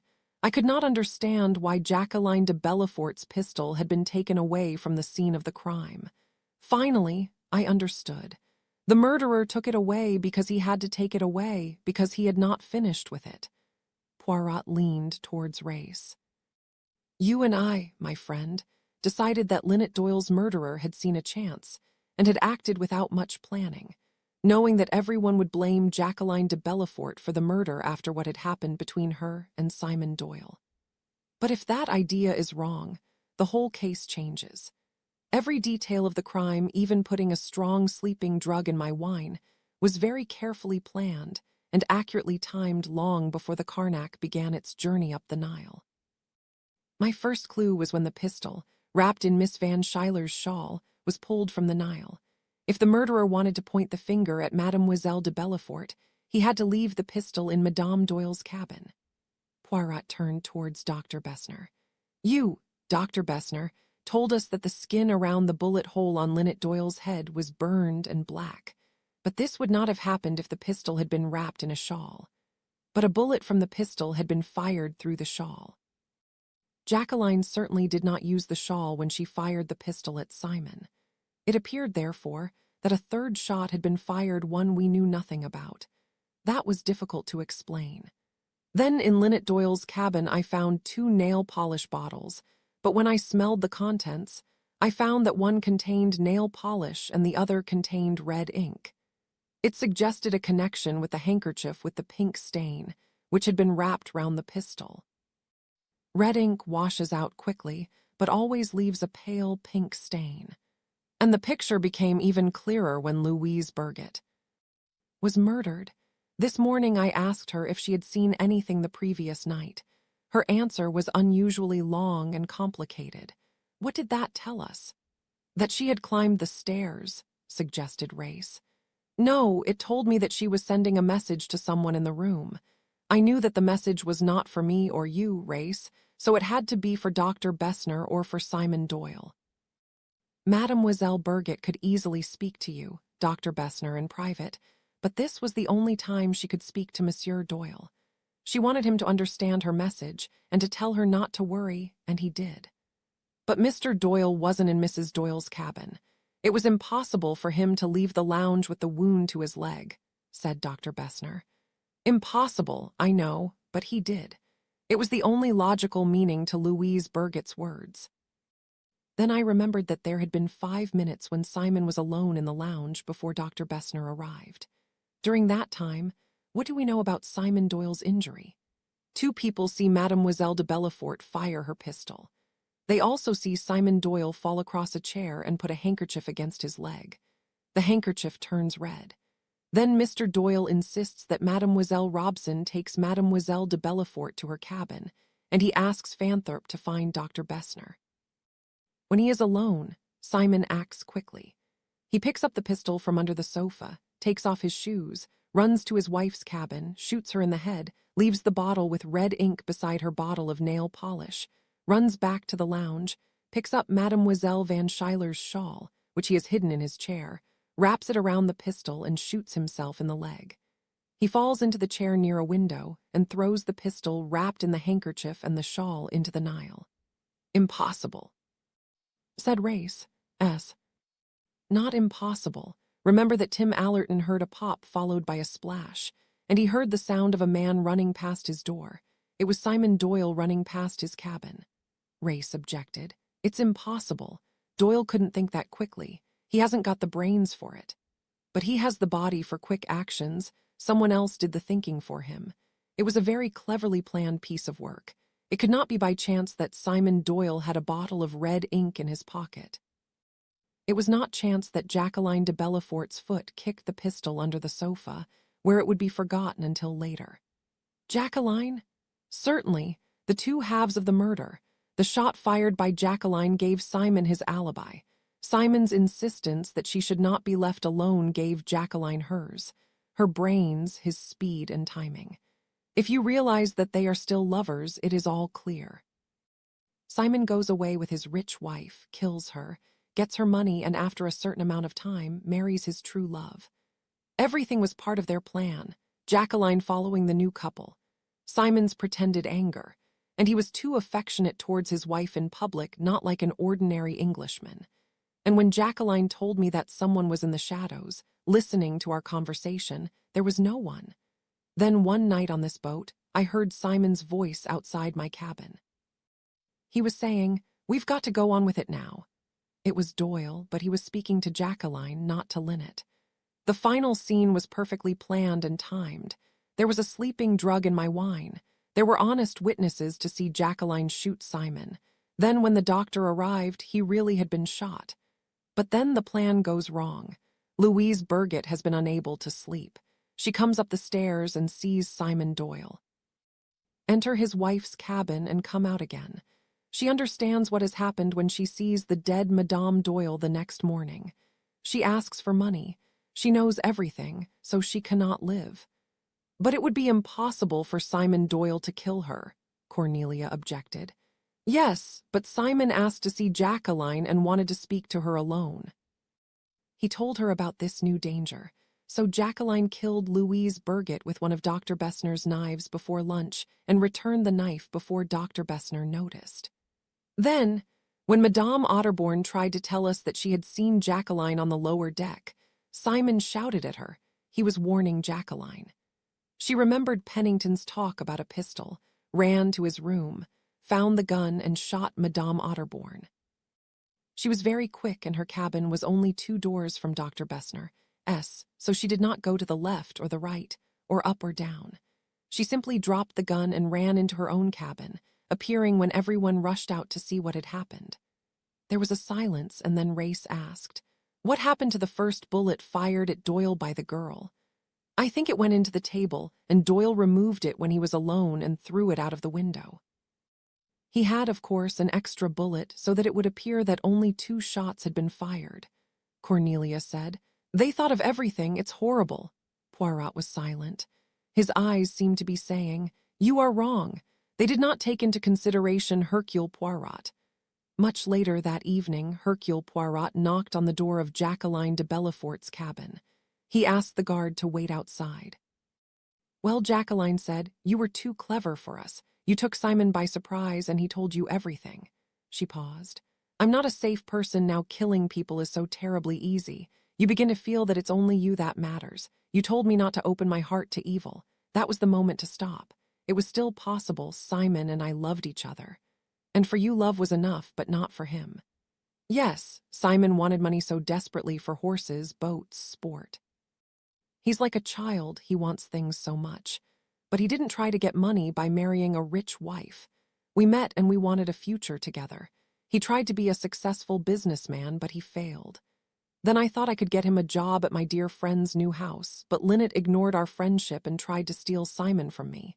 That's why I'm not sorry about her, even now. Simon didn't even like her. He thought she was good-looking, but terribly bossy. One day he said, if I had any luck, I'd marry her and she'd die in about a year and leave me the money. Then I found him reading about poisons. He had decided to kill her, but I knew he couldn't make it work, so I had to help him. We planned the details, giving each other an alibi, and it worked. Yes, said Poirot, but Louise Burgett couldn't sleep that night. I can't believe that I did that, but Simon and I were safe except for that blackmailing girl. I gave her all the money we could find, and while she counted it, I did it.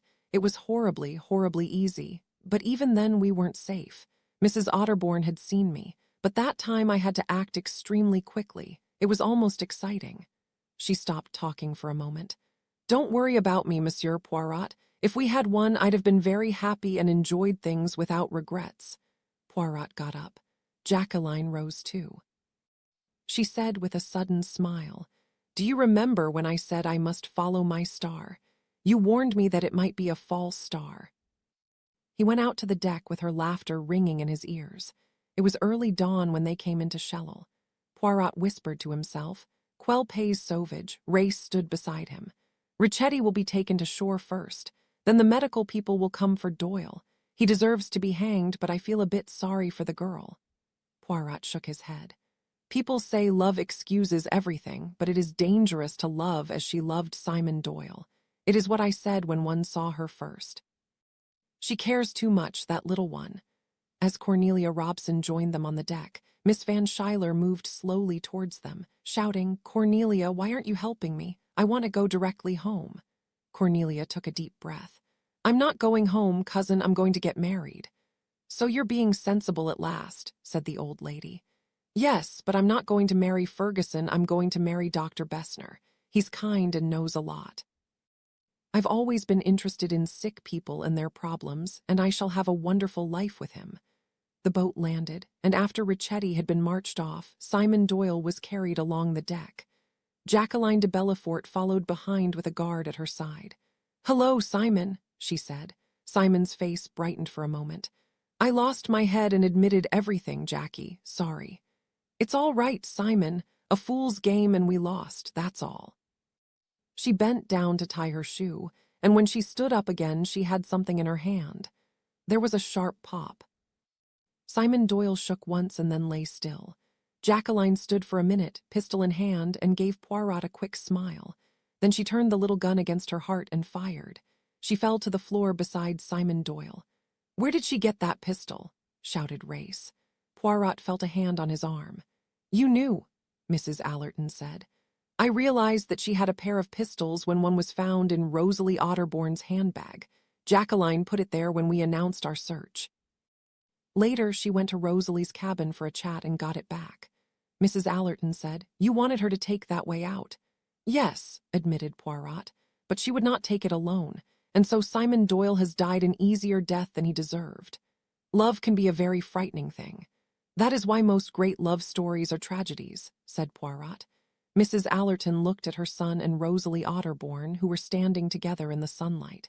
But thank God, there is happiness in the world. When the Carshiac reached shore, the whole world heard about the death of the famous, beautiful, and wealthy Linnet Doyle. Sir George Wode read about it in his London club, Sterndale Rockford in his New York office, and Joanna Southwood in Switzerland. And in the pub in Malton-under-Wode, Mr. Burnaby said, rather accurately, "Well, it doesn't seem to have done her much good, poor girl." But soon they stopped talking about her and discussed horse, not sign racing. Because, as Mr. Ferguson was saying at that minute in Egypt, it is not the past that matters but the future.